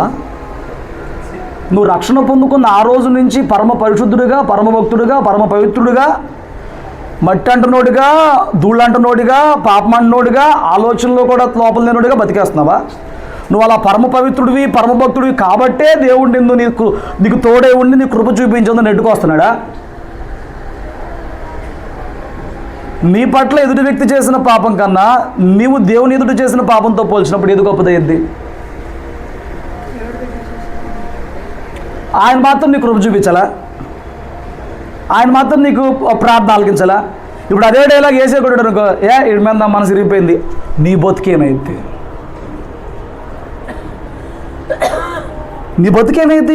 నువ్వు ఆ మనిషి పర్ఫెక్ట్ కావద్దు కాబట్టి నా మనసు ఇరిగిపోయిందని అంటున్నావు. ఎవడు పర్ఫెక్ట్ అసలు భూమి మీద? నాలో ఉండే లోపల నాలో ఉన్నాయి, నీలో ఉండే లోపల నీలో ఉన్నాయి. ఎవడు పర్ఫెక్ట్ ఉన్నాడు అసలు భూమి మీద? నువ్వు దేవుడి దగ్గర పర్ఫెక్ట్ కాదు. దేవుడి దగ్గర నువ్వు ఇదే విషయం మీద వెళ్ళినప్పుడు ఆయన నువ్వు నాకు వద్దురానంటే, నీ మీద నా మనసు ఇరిగిపోయింది అంటే అసలు మనం జీవనము మనుగడ ఈ భూమి మీద సాగించగలమా? మనుషులంటే తేలిగ్గా ఉందా? నువ్వు ఎవరిని తృణీకరిస్తున్నావో ఆ మనుషులో ఉంది కూడా దేవుని వలన కలిగిన జీవమే, దేవుని పెట్టిన జీవమే, దేవుడిచ్చిన రక్షణే. వాడు రక్షణ లేనివాడైనా వాళ్ళలో ఉన్న దేవుడిచ్చిన జీవమే. దేవుడు కడుపులో కలగజేయకుండా ఎవడన్నా భూమి మీదకి వచ్చాడా? సాతాను చేత కలగజేయకుండా వాడు ఉన్నాడా? వాడి కలగజేయడం వచ్చా? వాడి నాశనం చేయడమే వచ్చు, కానీ వాడికి ఎవడన్నా కలగజేయడం వచ్చా? వాడు సృష్టికర్త కాదు కదా, వాడి సృష్టికి మూలం కాదు కదా, ఎవరిని గర్భంలో వాడు తయారు చేయలేడు కదా. వాడు హృదయంలో విత్తనాలు విత్తాడు తప్ప ఏ ఒక్కరిని గర్భంలో తయారు చేయలేడు. ఆ గర్భంలో తయారు చేసి నిన్ను ఒక జీవముగా మార్చి తన జీవము నింపిన వాడు ప్రభువు. హల్లెలూయా. సో ఇప్పుడు నీలో ప్రభు జీవం ఎలాగుందో ఎదుటి వ్యక్తిలో కూడా ప్రభు జీవం అలాగుంది. ఏదైనా జరగని వాళ్ళను తృణీకరిస్తానికి లేదు, వాళ్ళు తీసేస్తానికి లేదు. దాని నుంచి సమాధానం పడమంటే ఈ సమాధానం గురించి నేను చెప్తుంటే మీరు ఏమనుకుంటున్నారో నాకు తెలియదులే. కానీ సమాధానం పడ్డం అంటే అయితేనేమో ఇండియా పాకిస్తాన్ వారిలా కొట్టేసుకోవడం, లేకపోతేనేమో కలిసిపోతేనేమో వాళ్ళ ఇంట్లోకి వెళ్ళి పప్పు వేసుకోవచ్చు, ఉప్పు వేసుకోవచ్చు, చింతపండు వేసుకొచ్చేసి అంతా దూరిపోతాం. అతి వద్దు, మరీ గతి లేకుండాను వద్దు. నేను అంటున్నాను, బైబిల్లో మాట ఉంది, నా ఇది కాదు కాబట్టి నేను ప్రిపేర్ అవ్వాలి, కానీ మాటికి నీ పొరుగు అని ఇంటికి వెళ్ళొద్దు అంటాడు. ఏం చేయకూడదంట? వెళ్ళకూడదు. వాళ్ళు ఎంత మన భాషలో జాన్ జిగిరీలు అంట మరేంటో, అయినప్పటికి కూడా ఒక లిమిట్ ఉండాలి. అటు పక్కన ఫ్యామిలీ విషయం అయితే వాళ్ళు చొరవ ఇవ్వకుండా నువ్వు జోక్యం చేసుకోకూడదు. నీ ఫ్యామిలీ మ్యాటర్ అయితే ఫ్యామిలీ మ్యాటర్ అయినప్పుడు ఆ మూడో పర్సన్ దగ్గర మాట్లాడకపోవడం చాలా ఉత్తమం. నీ బిడ్డల గురించి అయినా, నీ భర్త గురించి అయినా, ఎవరి గురించి అయినా, ఈరోజు వాళ్ళలో లోపం ఉండొచ్చు, ఈరోజు నువ్వు 10 మందికి ఆరేస్తావు, రేపొద్దున నీ పిల్లల్లో నీ భర్త పర్ఫెక్ట్ అయిపోవచ్చు, రేపొద్దున నువ్వు బాగుంటావు. కానీ నువ్వు ఎవరికైతే ప్రచారం చేసుకున్నావో వాళ్ళు అంటారు, అబ్బా ఇప్పుడేదో మొగుడిని చూసుకుని బాలే చెప్తుంది, మనదాకా ఏం చేశాడు అదే చెప్పింది కదా నాకు దాని నోటితో. నీకు ఎంతవరకు సమాధానం అంటే ఏంటి? ఒకళ్ళింట్లో ఒకళ్ళు ఉండిపోయి ఒకళ్ళింట్లో వాళ్ళు పడుకుని అదే అంతేం అక్కర్లా. కానీ ఆ వ్యక్తి వలన నీకు కలగాల్సినవి, నీ వలన ఆ వ్యక్తి కలగాల్సిన సహాయాలు మేలులు నిరాకరణ జరగకూడదు. నా మాటలు మీకు అర్థమైనయ్యా? చెప్పండి. అర్థం కాలేదు? అర్థమైందా? ఓకే. నీ వలన ఆ వ్యక్తికి కొన్ని తన జీవితంలో జరగాల్సినవి ఉంటాయి, ఆ వ్యక్తి వలన నీ జీవితంలో కొన్ని జరగాల్సినవి ఉంటాయి, నీ కుటుంబంలో కొన్ని జరగాల్సినవి ఉంటాయి. ఇప్పుడు నీకు ఏదైనా తేడా వచ్చిన రోజున సమాధానం అంటే ఏంట్రానంటే ఓవర్ వెళ్ళిపోద్ది చెప్పినట్టు. మరి ఇక సమాధానం అంటే ఏంట్రంటే వాళ్ళ మీద నాకేం లేదు, ఏమీ లేదనంటే వాళ్ళ నుంచి వచ్చే సహాయం నీ ఇంట్లో ఉండాలి. నీ నుంచి వచ్చే సహాయం దైవికంగా, అసలు భౌతికంగా ఈ భూలోకంలో ఒకరికొకరు మనం బాధ్యతలు ఉన్నాయి, అవి నెరవేర్చబడాలి. అప్పుడే సమాధానం ఉన్నట్టు. అర్థమైందా? ఓకే. అవి నెరవేర్చబడాలి అని అంటే పెళ్ళి కలుసుకుంటామండి, చావు కలుసుకుంటామండి, ఇక రెండేనా? చెప్పుకుంటానికి పెళ్ళి చావు రెండేనా? ఫంక్షన్స్ ఏమన్నా ఇక అప్పుడేనా చుట్టరేకం, అప్పుడేనా బంధురేకం, అప్పుడేనా సహోదరులు? ఏమండి ఇంతకుముందేమో తెల్లారు లెగితే అన్నయ్య అట్టవనో అక్క అట్టవనో, ఇంతకుముందు తెల్లారు లెగితే ఇప్పుడేమో ఎంతవరకు ఉండాలి అంతవరకు ఉండాలండి. ఎంతవరకు అంటే ఎంతవరకు? నువ్వు ఎక్కడో తెలియకుండా నీ మాటను వారికి అవసరమైన చోట ఆ మాట, ఆ సహాయము, ఆ ఓదార్పు ఇవ్వకుండా నిరాకరణ చేస్తున్నావా? నువ్వు మాట్లాడితే వాళ్ళు కొంచెం ధైర్యం అవుతారు, నువ్వు మాట్లాడితే వాళ్ళు కొంచెం బలపడతారు, నువ్వు మాట్లాడితే కొంచెం వాళ్ళు ఓదార్పు పొందుకుంటారు. ఇప్పుడు ఏదో చెడింది కాబట్టి ఆ నిరాకరణ చేస్తున్నావు, అయితే సమాధానం లేదు. నేను బాగానే పలకరెత్తున్నావు, నేను బాగానే ఉన్నాను చెబుతున్నావు. నువ్వు ఒకటి చెయ్యాలి, మేలు చేయటం నీ చేతనైనప్పుడు అది పొందదగిన వారికి చేయకుండా ఆగుతున్నావు అంటే అక్కడ సమాధానం లేదు. అర్థమైందా? మేలు చేయటం నీకు అయ్యిద్ది, కానీ నువ్వు చేయట్లేదంటే వాళ్ళు అడగలేదు అన్నావు. సరే, అడగలేదంటే వాళ్ళే మెట్లో ఉన్నారు. అప్పుడు అటు అతనే అంటే అతను పంతం పడితే అతనికి సమాధానం లేదు, ఇటు నువ్వు పంతం పడితే నువ్వు సహాయం చేయొద్దు. కనీసం ఏంటి ఎలాగుందని, ఏంటి పరిస్థితి, ఏమైనా చేస్తున్నారు కనుక్కో, తప్పేముంది? ఇక చావు పిల్లలు రెండేనా కలుసుకుంటా మాట్లాడటానికి? మనం దేవుని బిడ్డలం, మనం లోకానికి నేర్పించవలసిన వారంగా ఉన్నాం. ఒక సంఘముగా వచ్చి ఒక 30-40 మంది అక్కడ కూర్చుంటే సంఘములో మన మధ్య ఉన్న ఐక్యతను, మన మధ్య ఉన్న సమాధానము, ప్రేమను లోకంలో చూసిన వాళ్ళు వాళ్ళకి క్వశ్చన్ రావాలి. ఇంట్లో నలుగురు ఉంటే నలుగురు చక్కగా ఉండటానికి మన వల్ల కావట్లా. వీళ్ళు సంఘంలో 30 మంది ఉంటే ఎంత క్రమంగా, ఎంత ప్రేమగా, ఎంత ఐక్యంగా, ఎంత ఒకే మనసుతో ఉంటున్నారు. సంఘంలో మాత్రమే కదా, వాళ్ళ ఇంట్లో కూడా ఎంత ఐక్యంగా, ఎంత క్రమంగా ఉంటున్నారని చెప్పి సంఘంలో చూస్తుంది, సంఘంలో చూసి నేర్చుకుంది, నీ కుటుంబంలో చూస్తుంది, లోకంలో వాళ్ళు చూసి నోటి మీద తెలియసుకోవాలి, అనుకోవాలి. వీళ్ళ కుటుంబం ఇంత సమాధానంగా ఎలాగుంటుంది, ఇంత ప్రేమగా ఎలాగుంటుంది, ఇంత ఐక్యంగా ఎలాగుంటుంది, వాళ్ళు ఆశ్చర్యపోవాలి.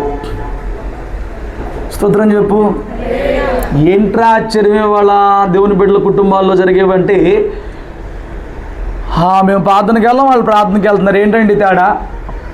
మాకన్నా ఎక్కువ కొట్టుకు చేస్తారు, మాకన్నా ఎక్కువ గొడవలు ఆడతారు, మాకన్నా ఎక్కువ బూతులు ఆడతారు. మేమైనా ఏం కొన్ని రోజులు ఆ గిన్నెలు బాగా కొట్టేస్తారు, తలుపులు బాగా కొట్టేస్తారు. దేవుడు నిన్ను జీవించమని నేర్పిస్తుంది ఇది కాదు. నువ్వు భక్తి అంటే ఏదో కాసేపు ప్రార్థనలో కూర్చుని 4 పాటలు పాడి 4 మాటలు విని ఒక కానికేసి ప్రార్థన చేసి వెళ్ళిపోతే భక్తి అనుకుంటున్నావేమో. ఇక్కడ వినింది నీ జీవితంలో ఆచరించడం భక్తి, ఇక్కడ వినింది నీ జీవితంలో పాటించడం భక్తి, ఇక్కడ వినింది నీ జీవితంలో ఆచరించి ఇతరులకు నీ జీవితం ద్వారానే సువార్తను, మాదిరిని ఇవ్వగలగడం భక్తి. హల్లెలూయా. ఆదివారం అందరం భక్తులమే, ఆదివారం అందరం గొప్పవాళ్ళమే. చూడండి, నేను ఇంకా ముందుకెళ్ళి ముగించే ప్రయత్నం చేస్తాను. చూడండి, ఇప్పుడు 4వ పాయింట్ ఏం చెప్పాను. ఇప్పుడు నేను 4వ పాయింట్ ఒక పాయింట్ చెప్పా కదమ్మా, నీ లోపం ఏంటో నువ్వు తెలుసుకోవాలి. సమాధాన పడాల్సి వచ్చిన చోట నువ్వు ఎక్కడ విఫలమవుతుంది. ఇప్పుడు దాకా నేను చెప్పింది అన్నింటిలో ఎక్కడన్నా నువ్వు విఫలమవుతున్నామో ఒకసారి చూసుకో. తర్వాత స్టెప్కి వెళ్దాం. తర్వాత స్టెప్కి వెళ్ళినప్పుడు 2 వ్యక్తులు రాజీకి రావాల్సి వచ్చినప్పుడు సమస్య మీద దాడి చేయాలి. అసలు మీ ఇద్దరి మధ్య వస్తున్న ప్రాబ్లం ఏంటో దాని మీద దాడి చేయాలి. ప్రాబ్లం ఏంటో దాని మీద దాడి చేయాలి. ప్రాబ్లం మీద దాడి చేయడం అంటే మనం చేయాల్సింది ఏంటంటే నిందను పరిష్కరించుకోవడం ప్రాబ్లం సాల్వ్ చేసినట్టు కాదు, సమాధాన పడ్డమే సమస్య మీద దాడి చేయడం. మీరు అర్థం చేసుకోండి. ఇప్పుడు ఇద్దరు అన్నదమ్ములకు చెడిందండి. అన్నయ్య తమ్ముడియో అనేసాడు. దేవుని బిడ్డలం కదా, వదిలేసిన కానీ గట్ట తెచ్చిపోతాడు, ఎందుకు లేకపోయి సమాధానం పడదాం ఆడితో అని చెప్పి నాన్నయ్య ఎందుకు వచ్చిన గొడవలే వదిలేసి ఇవన్నీ మనం మంచిగా ఉందాం, దేవుని బిడ్డలు, దేవుని అవమానం అయిపోతుంది, మళ్ళీ మన నాన్న వాళ్ళు ఉన్న కాలంలో ఎప్పుడు ఇలా జరగలేదు ఎందుకు అని చెప్పని సమాధానం పడిపోయేది. అది సమస్య మీద దాడి. సమస్య మీద దాడి అని అంటే అసలు డైరెక్ట్గా సమాధానం వెతుక్కుంటాం, మధ్యలో డిస్కషన్ ఉండదు. ఇంకొకటి ఏంటంటే వాడు నన్ను అట్ట అన్నాడు, దానికి క్షమాపణ చెప్పాలి, అది రుజువు చెయ్యాలి, అది తేల్చాలి. అది తెరుతాడుగా ఇంకా నువ్వు అల్లరైపోతావు. ఆ మాటలు నీకు అర్థం ఉంది. ఇప్పుడు ఎవరి దగ్గర అన్నాడు? నలుగురు దగ్గర అన్నాడు. ఇప్పుడు నువ్వు పంతం పట్టు కూర్చున్నావు. ఏం పంతం పట్టు కూర్చున్నావు? నన్ను ఎట్టు అన్నాడు, ఇది రుజువు చేయాలని చెప్పని. వాస్తవానికి ఆ ఒక్క మాట అన్నప్పుడు ఇద్దరు ముగ్గురు మర్చిపోయే స్టేజ్కి వచ్చారు. నువ్వు ఇప్పుడు దాన్ని రెచ్చగొట్టి రేపి ఇట్టన్నాడు, ఇది కాదని చెప్పించాలని కూర్చుంటే అది 10 మందికి ఇంకా ప్రచారం అయింది. ఒక చోట అత్త మీద కోపంతో అలిగేసి కాళ్ళు వెళ్ళిపోయిందంట పుట్టింటికి. వెళ్ళిపోయిన తర్వాత కొడుకు బాధ చూడలేక ఏంట్రా బాబు అని అంటే అయ్యగారి దగ్గరికి వెళ్దామంటే అయ్యగారి దగ్గరికి వెళ్తే ఇప్పుడు అయ్యగారు మళ్ళీ అడ్డు కాంటాక్ట్ చేస్తే ఏంటమ్మా మరి అని చెప్పానంటే ఆ తల్లి చెప్పిందంట, మా అత్తగారి మీద నాకు అసలు లేదండి, మనసు లేదండి. మా అత్తగారు కనుక ఒక పని చేస్తే వస్తాను. ఏం చేస్తే వస్తానంటే పంచాయతీలో, అవి చిన్నూరులో అండి, చిన్న పల్లెటూరు, పంచాయతీలో ప్రెసిడెంట్ గారిని కూర్చోబెట్టి పంచాయతీలో అందరు జనాల ముందు నేను వస్తాను, వచ్చి పంచాయతీ దగ్గర ముందు ఆగుతాను, నన్ను అక్కడ నుంచోబెట్టి మా అత్త నా గురించి చెప్పినవన్నీ తప్పు అని ఒప్పుకుంటే అప్పుడు వస్తాను, ఇంటికి వెళ్తానంటే. కొడుకు బాగా చూడలేక తల్లి అందంటే సర్లేరా చెప్తాను రాని రమ్మను. ప్రెసిడెంట్కి చెప్పారు, జనాలకు చెప్పారు, పంచాయతీకి వెళ్ళారు. పంచాయతీలో వాళ్ళ అత్త నుంచి ఉంది, కాళ్ళు వచ్చింది, ఏదో వరల్డ్ కప్ తెత్తనట్టు వచ్చేసింది, నుంచుంది. మాట్లాడమను చెప్పమని అని అంటే వాళ్ళ అత్త, నేను ఇప్పుడు దాకా మా కోళ్ళ గురించి చెప్పిన కొన్ని తప్పులు, అసలు నా కోళ్ళ దేవత, నా కోడలు లాంటిది లేదు అని చెప్పని తను చెప్పాల్సిన స్టోరీ చెప్పేసింది. ఇప్పుడు నా వేసి అత్తయ్య అని చెప్పని వాటేసుకుని వెళ్ళిపోయింది. అవలా ఇప్పుడు ఊళ్ళో వాళ్ళందరూ చెవులు కొరుక్కుంటున్నారంట. ఏమని చెవులు కొరుక్కుంటున్నారు? అది ఎట్టంటిది కాకపోతే చూడవే అత్తతో సారీ చెప్పించుకుందే, ఏం చేస్తా కొడుకు బాచుళ్ళకి చెప్పింది. అది తనకు పాజిటివ్ అవలా. ఊరందరి ముందు అత్తతో క్షమాపణ చెప్పించుకుంది, అత్తతో పొగిడించుకుంది, ఓకే, ఊరందరి ముందు నవ్వుతాను అత్తని వాటేసుకుంది, అయిపోయింది అనుకుంటుంది, నేను గెలిచాను అనుకుంటుంది, నేను సాధించాను అనుకుంటుంది. తీరా విషయం ఏంటి? ఊరంతా ఏం చెవులు కొరుక్కుంటున్నారు చూడవే, అది ఎంతటిదో అత్తతో అందరి ముందు క్షమాపణ చెప్పించింది. అసలు ఈ నగరి ఎంత లేకపోతే వాళ్ళ అత్త అలా చెప్పుండదు. మనం చూసాక ఎంత పంతం పట్టకపోతే అది అంతమందిలో అట్లాగా అత్తనే పెద్ద వయసు పెద్ద అది అసలు మీరు చెప్తారు పని పాజిటివ్గా అంటారా? మీరు ఎవరిని ఒప్పుకుంటారా కోడలు చేసిన పని మంచిదని? మీరు సర్టిఫికేట్ చేస్తారా కోడలు మంచిది కాబట్టి అత్త ఒప్పుకుందని? కొడుకు బాధ చూడలేక ఒప్పుకుంది. ఇక్కడ ఆ మనిషి ఏం చేసిందనంటే సమాధానం అని అంటే నా మీద నిందను తొలగించుకుంటే చాలనుకుంది. నిందను తొలగించుకుంటే చాలనే కోణంలో నువ్వు ప్రయాసపడితే సమాధానం రాదు. అక్కడంటే ఆ మనిషి కొడుకు బాధ చూడలేక చెప్పిందనుకో, నువ్వు ఎన్ని రుజువులు పెట్టినా, ఎన్ని చేసినా, ఎన్ని ఒప్పించినా వాళ్ళు పైకి అలాగ ఒప్పుకుంటారేమో కానీ అంతరంగాల్లో నిజమైన సమాధానం రాదు. సమాధానం కోరుకుంటానికి సమస్య ఏంటి, దాని మీద దాడి చేయాలి. విషయం ఏంటి, అసలు ఎక్కడొస్తుంది ప్రాబ్లం? ఎందుకు బాధ వస్తుంది? ఎందుకు వ్యతిరేకత వస్తుంది? ఏది నచ్చట్లేదు? నువ్వు డైరెక్ట్గా ఆ పాయింట్ మీదకి వెళ్ళిపోవాలి. అంతేగాని ఈ మాట తెలుసు ఆ మాటలు తేల్చకండి ప్లీజ్. అలా తేల్చాలి ఎన్నో తెలుసుకోవాలి. మీకు తెలియదు, నేను ఎన్నో మాటలు తెలుసుకోవాలి. దేవుడి దగ్గర అర్థమైందంటే నువ్వు తెలుసుకోక్కర్లేదురా బాబు అన్నాడు, వదిలేశాను. నేను ఎవరి దగ్గర రుజువుపరుచుకోవాలి? నేనేంటో పచ్చకళ్ళోడు పచ్చగా చూస్తాడు నన్ను ఎంతసేపు.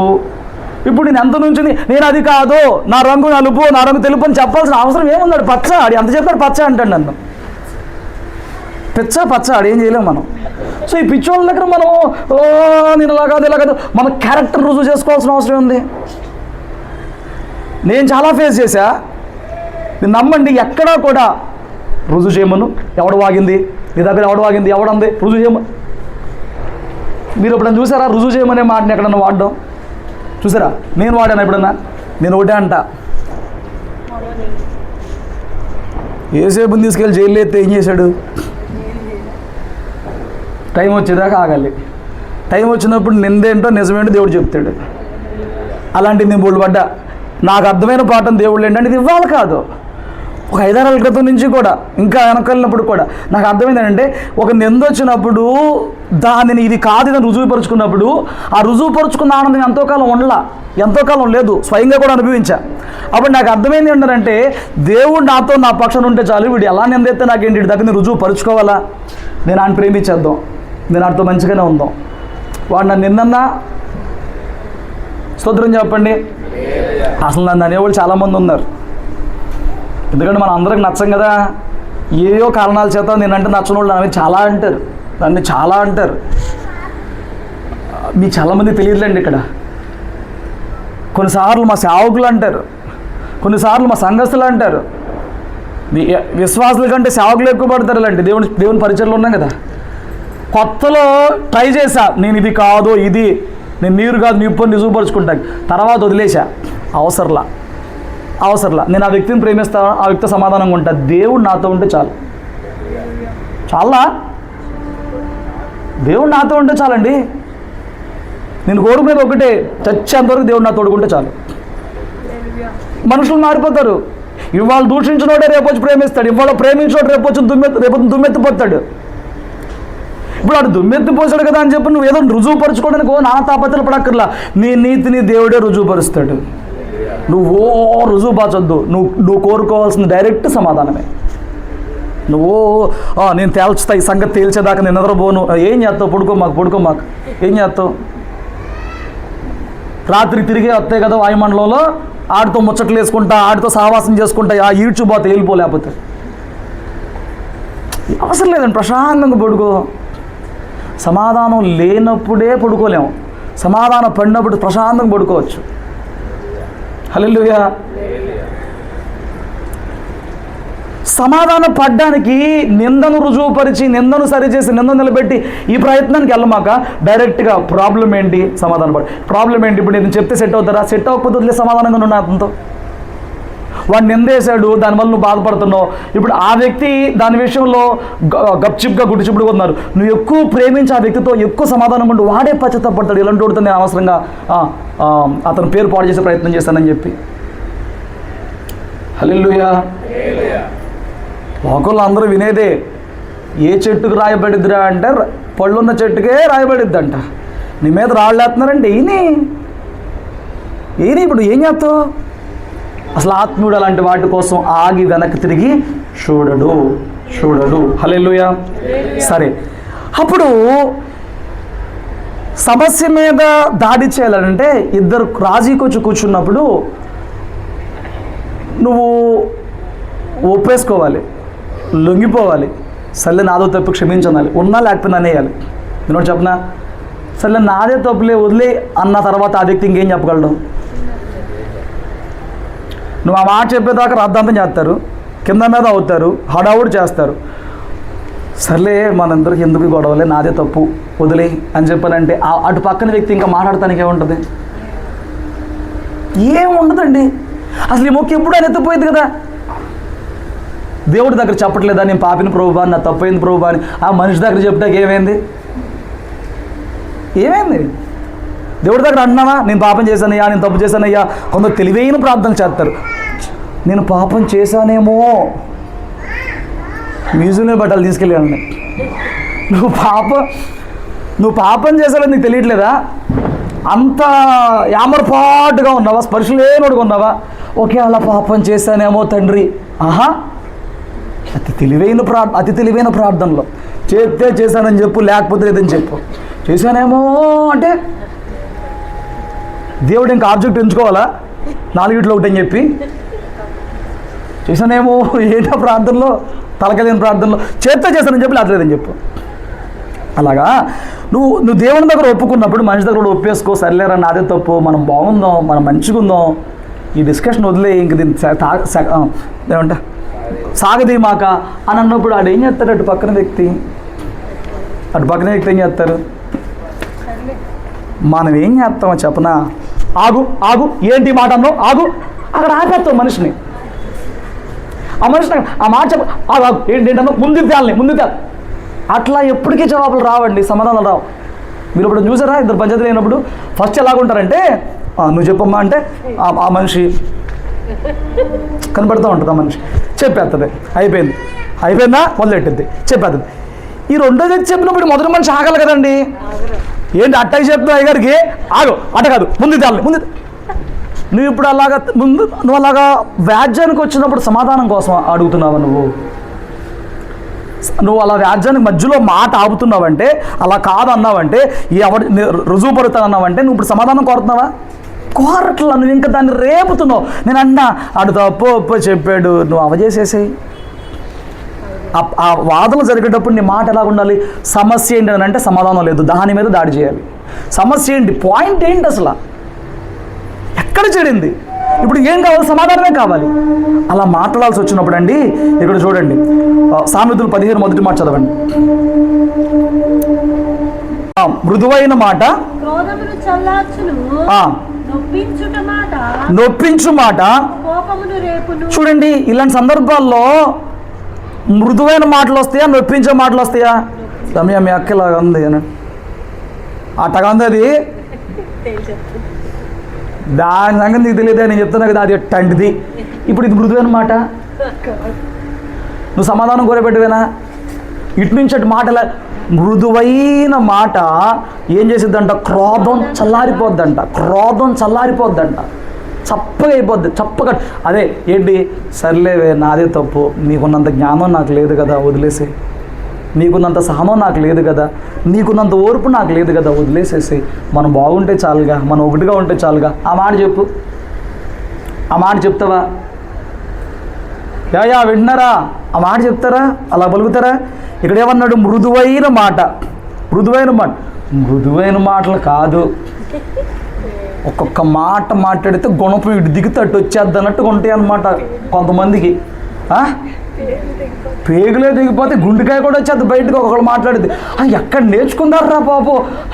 అవి పాముకి అన్నా తలకాయలో ఉంటుంది, వీళ్ళకి ఒళ్ళంతా ఉంటుంది. ఎట్లాంటి మాటలు మాట్లాడతారు, ఎట్లా ఆల్మోస్ట్ సంధికి తెచ్చేసాం అన్న టైంలో వదులుతారండి ఒక మాట. నవ్వుతాం కాదు, ఆల్మోస్ట్ సంధికి వచ్చేసామని చెప్పని ఈ మూడో వ్యక్తి అమ్మయ్య వచ్చిన పని అయిపోతుందని టైంకి ఒకటి వదులుతారన్నమాట. ఆ మాట అసలు ఈ మూడో వ్యక్తి కూడా తీసుకోలేడు. ఏంటి మాట ఇట్ట మాట్లాడుతుంది? మృదువుగా మాట్లాడుతూ నేర్చుకో ఎప్పుడైనా కానీ. ఇలాంటి సందర్భాల్లో సమాధానం వెతికేటప్పుడు చాలా మృదువుగా ఉండాలి. అటు వ్యక్తి నేను గాయపరిచిన నేను మళ్ళీ చెప్తున్నా, గంధపు చెక్కను గంధపు మొక్కను గొడ్డలతో నరికిన అది సువాసనే ఇచ్చింది, అది దుర్వాసన ఇవ్వదు. నన్ను చాకుతో కేయాల్సింది, గొడ్డలతో నరికావు కాబట్టి నేను దుర్వాసన మారుతాను, అదేం చెప్పదు.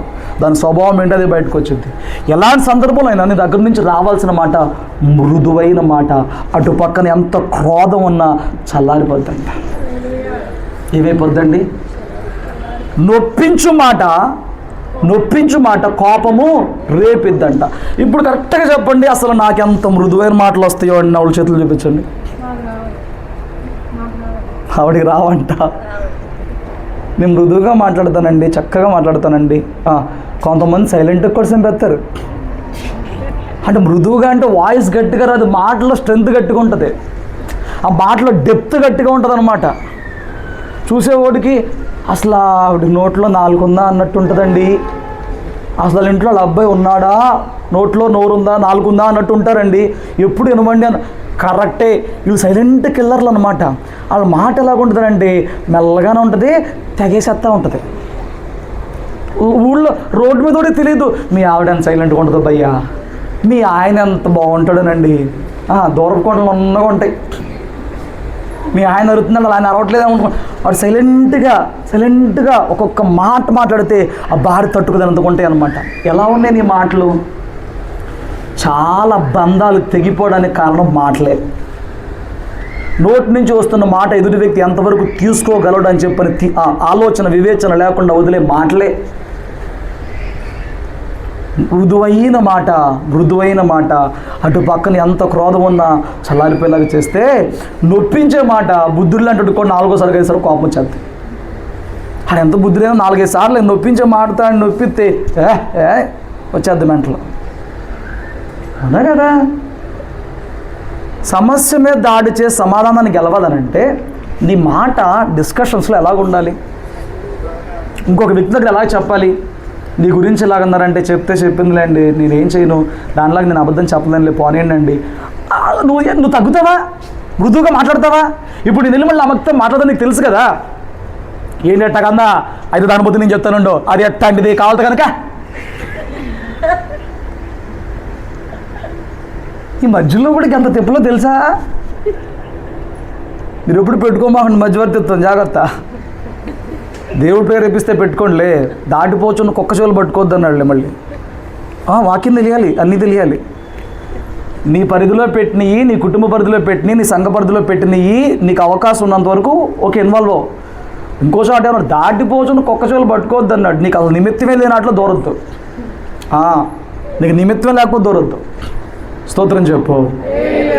సమస్యపైన దాడి చేయండి, మన ఇద్దరికి సమాధానం పోకూడదు. సరే ఆ డబ్బులు పోతే పోయినా నేను చూసుకుంటాను, వదిలే. సరే ఆ నష్టం నేను భరిస్తాను, వదిలే. సరే ఆ నింద నేనే పడతాను, వదిలే. నీ తప్పులేదులే. నువ్వు సమాధానం కోసం సమస్యను జయించాలి.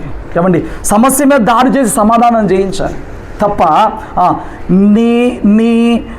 నీ మీద పని నిందను నిరూపించుకుంటానుకో, నీ పంతం గెలిపించుకుంటానుకో నువ్వు ఇంకా చిరుగు పెద్దలు చేసే వ్యక్తిగా ఉండకూడదు. హల్లెలూయా.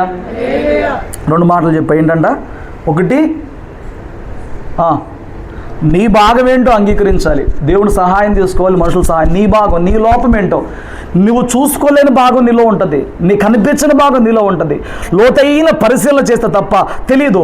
నీ కంట్లో దూరాలు పెట్టుకుని పక్కనోడి కంట్లో నలుసించుతుంటే నీది అటు తెలిసింది, వాడిది తీయలేవు, నీది తీయలేవు. నీదేంటో తెలుసుకో ఫస్ట్. 2, మనము మనిషిని గెలవడం కాదు, సమస్యని గెలవాలి. మాటని గెలవడం కాదు, సమస్యని గెలవాలి. వాదన గెలవడం కాదు, మనసును గెలవాలి, సమస్యను గెలవాలి. కాబట్టి 2వ పాయింట్, సమస్యను గెలిచే ప్రయత్నం చేయండి. 3వ పాయింట్ నేను 2 చిన్నగా చెప్పి ముగిచేస్తా. 3వది ఏంటంటే, నీ హృదయంలో పనిచేస్తున్న అపవాది తంత్రాలను పసిగడతా నేర్చుకో. హృదయంలో అపవాది తంత్రాలు పనిచేస్తూ ఉంటాయి. ఈ మాటతో నేను ముగిచేస్తానండి. ఇంకా నెక్స్ట్ వీక్ సమాధానం తర్వాత ఏంటి? ప్రేమ, సంతోషం, సమాధానం, దీర్ఘశాంతమా? దానికోసం ప్రార్థన చేయండి. వచ్చేవాళ్ళని దీర్ఘశాంతం గురించి చూద్దాం. అన్నీ కష్టంగానే ఉన్నాయా? ప్రేమ అంటే కష్టమేనంట, సంతోషం అంటే కష్టమేనంట, సంతోషంగా ఉంటాం. సమాధానం అంటే కష్టమేనంట. నువ్వు పరలోకం వెళ్తావు బాగా, నన్ను తీసుకెళ్ళమని చెప్పేసేయండి. మరి ఏమీ లేకుండా ఎట్లా వెళ్తావు? నువ్వు మారు మనసు పొందావంటే ఆయన కోరుకుంటుంది ఏంటి దగ్గర? చెట్టు ఉంచాలి, నరికేయాలా? దీన్ని బట్టి ఫలాలేం కాదు, ఫలము. ఈ ఒక్క ఫలంలో ఇన్ని తొనలు ఉన్నాయి, ఒకటే ఫలం. ఆ ఫలంలో ఎన్ని తొనలు ఉన్నాయి? 9 ఉన్నాయి. నువ్వు 3టికే ఆ రోజు నాకు 5 ఉన్నాయి, ఆ రోజు నాకు 4 ఉన్నాయి అని చెప్పారు. ఫస్ట్ రోజు చేతులు ఎత్తేసారు, ఒకళ్ళు 5 అన్నారు, ఒకళ్ళు 4 అన్నారు, ఒకళ్ళు 6 అన్నారు. ఇల్లే కొద్ది ఏం లేదు. ఆఖరిగా ఈ మాట గుర్తుపెట్టుకో, నీలో పనిచేస్తున్న అపవాది తంత్రాలతో జాగ్రత్త. ఏదోని తోటకాడి నుంచి వాడు సమాధానం చెడగొడటానికే చూస్తాడు. దేవునికి మనుషులకి మధ్య ఉన్న సంబంధం చెడగొడతాకే చూస్తాడు. ఏదోని తోటలో అంత చక్కగా ఉండే సమాధానం చెడగొట్టింది ఎవరండి? దేవునికి మనిషికి మధ్య దూరం పెంచింది ఎవరండి? వాడు పచ్చగుంటే చూడలేడుగా, వాడు ఐక్యంగా ఉంటే చూడలేడుగా, వాడు సమాధానంగా ఉంటే చూడలేడుగా. వాడు నీ అంతరంగంలో దొరుకుతాడు, నీ కుటుంబంలో దొరుకుతాడు, సంఘంలో దొరుకుతాడు. వాడితో జాగ్రత్త. వాడి ప్రజెన్స్ని కనిపెట్టు, వాడి ప్రభావాన్ని కనిపెట్టు, వాడి దాడిని కనిపెట్టు. మనం పోరాడాల్సింది మనుషులతో కాదని వాక్యం చెప్తుంది. మనం పోరాడుతుంది అంధకార సంబంధపు శక్తులతో, యుగ సంబంధపు నాదులతో, లోక నాదులతో, వాయుమండల అధిపతులతో మనం పోరాటం చేస్తున్నాం. అవి మనలో పనిచేస్తున్న వాటి ప్రభావాన్ని గుర్తించకపోతే వాటికి దాసులం అవుతాం తప్ప వాటితో మనం ఎప్పుడు పోరాడే వరంగా మారుతాం? వాటి దాసులం అవడం కాదు, వాటితో మనం పోరాడాలి. అలా పోరాడాలని అంటే పని చేస్తున్న వాటిని గమనించు, నిన్ను ప్రేరేపిస్తున్న వాటిని గమనించు, నిన్ను ఉద్రేకపరుస్తున్న వాటిని గమనించు, నీ కుటుంబంలో ఉద్రేకపరిచే వాటిని గమనించు. నువ్వు ఎక్కడ బలహీనం అవడం వల్ల, ఎక్కడ పాపానికి చోటు ఇవ్వడం వల్ల, ఎక్కడ ప్రార్థనలో వీక్ అయిపోవడం వల్ల, ఏ వైపు నుంచి సాతాను ఏ వైపు నుంచి సాతానుడు ఏ హృదయంలో నుంచి ఏ వ్యక్తిలో నుంచి పనిచేసి కుటుంబంలో సమాధానం లేకుండా చేస్తున్నాడో, మనుషుల్లో సమాధానం లేకుండా చేస్తున్నాడో వాడి తంత్రాలు పట్టుకో. ఎదుటి వ్యక్తిలో పనిచేస్తే నీలో పని చేయకుండా ముందే జాగ్రత్త పడు. ఎదుటి వ్యక్తిలో పని చేస్తున్నప్పుడు నువ్వు చోటు ఇచ్చేస్తే వాడు ఎంతైనా వాడుకుంటాడు. ఏమండి, హవ్వ ఆదాములకి దేవునితో సమాధానం చెడగొట్టింది వాడు కాదు. భూమి మీద మొదటి సంతానంగా కయ్యూను హేబేలు ఉంటే దేవుని మందిరానికి వచ్చి, అక్కడ మందిరం లేదు కానీ వద్దులే, ఉన్న చోటే దేవాలయం, అదే ఆ బలిపీఠం దగ్గరకు వచ్చి వాళ్ళు అర్పణలు పెట్టినప్పుడు ఒకటి అర్పణ అంగీకరించబడింది, ఇంకొకటి అర్పణ అంగీకరించబడలేదు అన్న చోట ఏమండి దేవుడు వచ్చి బతిమలాడాడు. ఒరే ఎందురా కయ్యు నా కోపంగా ఉన్నావు? దేవుడు వచ్చి బతిమలాడాడు, వాడు వచ్చి రెచ్చగొట్టాడు. దేవుడు బతిమలాడుతుంది, దేవుడు నిన్ను బుజ్జగిస్తుంది, దేవుడు నిన్ను కాంప్రమైజ్ చేస్తుంది కూడా పట్టించుకోకపోతే ఎట్లాగా? నువ్వు అనుకుంటున్నావు మనుషులు నిన్ను బతిమలాడుతున్నారు అనుకుంటున్నావు, మనుషులు కాదు. అక్కడ ఎవరు కాంప్రమైజ్ చేసే ప్రయత్నం చేశారు? మూతి ముడుచుకుందామేంట్రా కయ్యునా, ఎందుకు కోపం అవుతుంది? నువ్వు కరెక్ట్గా ఉంటే నీ అర్పణ అంగీకరించకుండా అంటే నేను కరెక్ట్గా లేనా ప్రభువా అని పశ్చాత్తాపడాలి. కానీ అప్పటికే వాడు దుష్టుని సంబంధి అని చెప్తున్నాడు కదా వాక్యంలో. యోహాను పత్రిక 3వ అధ్యాయం 1:3 తర్వాత చదువుకోండి, అక్కడ ఉంటుంది. వాడు దుష్టుని సంబంధం అయిపోయాడు. నువ్వు ఎవరి సంబంధిగా జీవిస్తున్నావో, నీ అంతరంగంలో ఏ ఆత్మ పని చేస్తుందో పరిశీలన చేసుకోకపోతే జాగ్రత్త, నువ్వు కయ్యూనికి వారసుడు అయిపోతావు. మందిరం దగ్గరే మందిరంలో ఉన్నప్పుడే, బలిపీఠం దగ్గర ఉన్నప్పుడే వాడికి వచ్చేసిందండి హృదయంలో తమ్ముడి మీద. ఎక్కడో అక్కర్లా, ఇక్కడ ఉన్నప్పుడే వచ్చేస్తుంది కొన్నిసార్లు. ఇక్కడికి నుంచి వెళ్ళేటప్పుడు సమాధానంతో వెళ్ళాల్సిన వారు ఇక్కడి నుంచి వాడిని మోసుకెళ్తారు.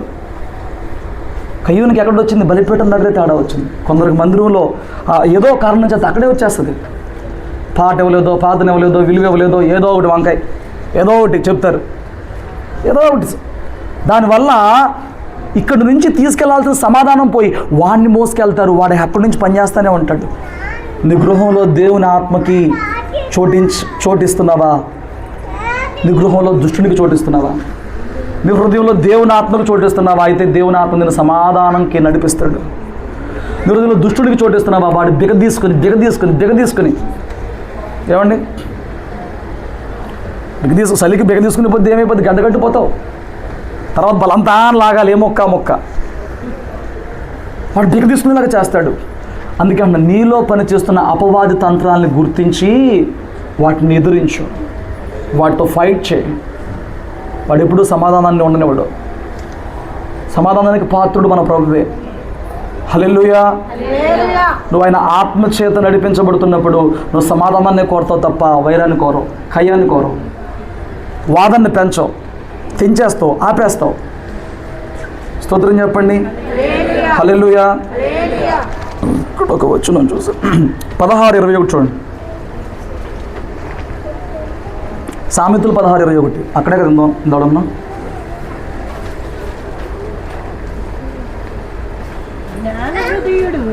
జ్ఞాన హృదయుడు వివేకి అనబడును, రుచిగల మాటలు పలికితే విద్య ఎక్కువైద్ది, వాడి తెలివే జీవపు ఓట. నీకు ఏ తెలివి కలిగి ఉండాలనంటే, నీకు ఏ జ్ఞానం, ఏ వివేకం ఉండాలనంటే, నీ అంతరంగంలో పనిచేస్తున్న ఆ స్వరం ఎవరిది, నీ అంతరంగంలో పనిచేస్తున్న ఆ పిలుపు ఎవరిది, నీ అంతరంగంలో ప్రేరేపిస్తున్న ఆ నడిపింపు ఎవరిదో తెలుసుకోగలిగిన జ్ఞానము, తెలివి నీకు రాత్రి కలగాలి. కొన్నిసార్లు తెలియకే దుష్టుని చేత నడిపించబడతాం, కఠినం అవుతాం, దూరం అవుతాం, వేరుపడతాం. ఇవన్నీ దైవచిత్తము కావు, దైవచిత్తం కాదు.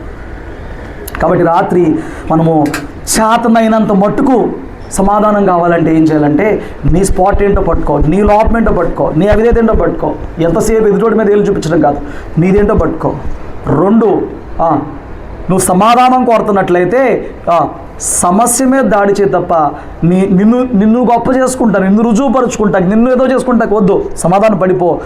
ఆ బంధం చాలా బాగా కొనసాగుద్ది. ఆ విరిగి మళ్ళీ అతికిన తర్వాత చాలా బాగా ముందు దేవుడు నడిపిస్తాడు, నువ్వు తగ్గావు కాబట్టి. 3, అసలు నీలో పనిచేస్తున్న అపవాద తంత్రాన్ని కనిపెట్టు, తెలివి కలిగి ఉండు, వివేచన కలిగి ఉండు, ప్రార్థించు, పోరాడు, జయముందు, సమాధానంతో జీవించు, సమాధానపరచు, సమాధానాన్ని ప్రకటించు. అట్టి భాగ్యం కుటుంబ ప్రతి ఒక్కరికి దేవుడు సంపూర్ణంగా కలగజేయును గాక. ప్రార్థన చేసుకుందాం తల్ల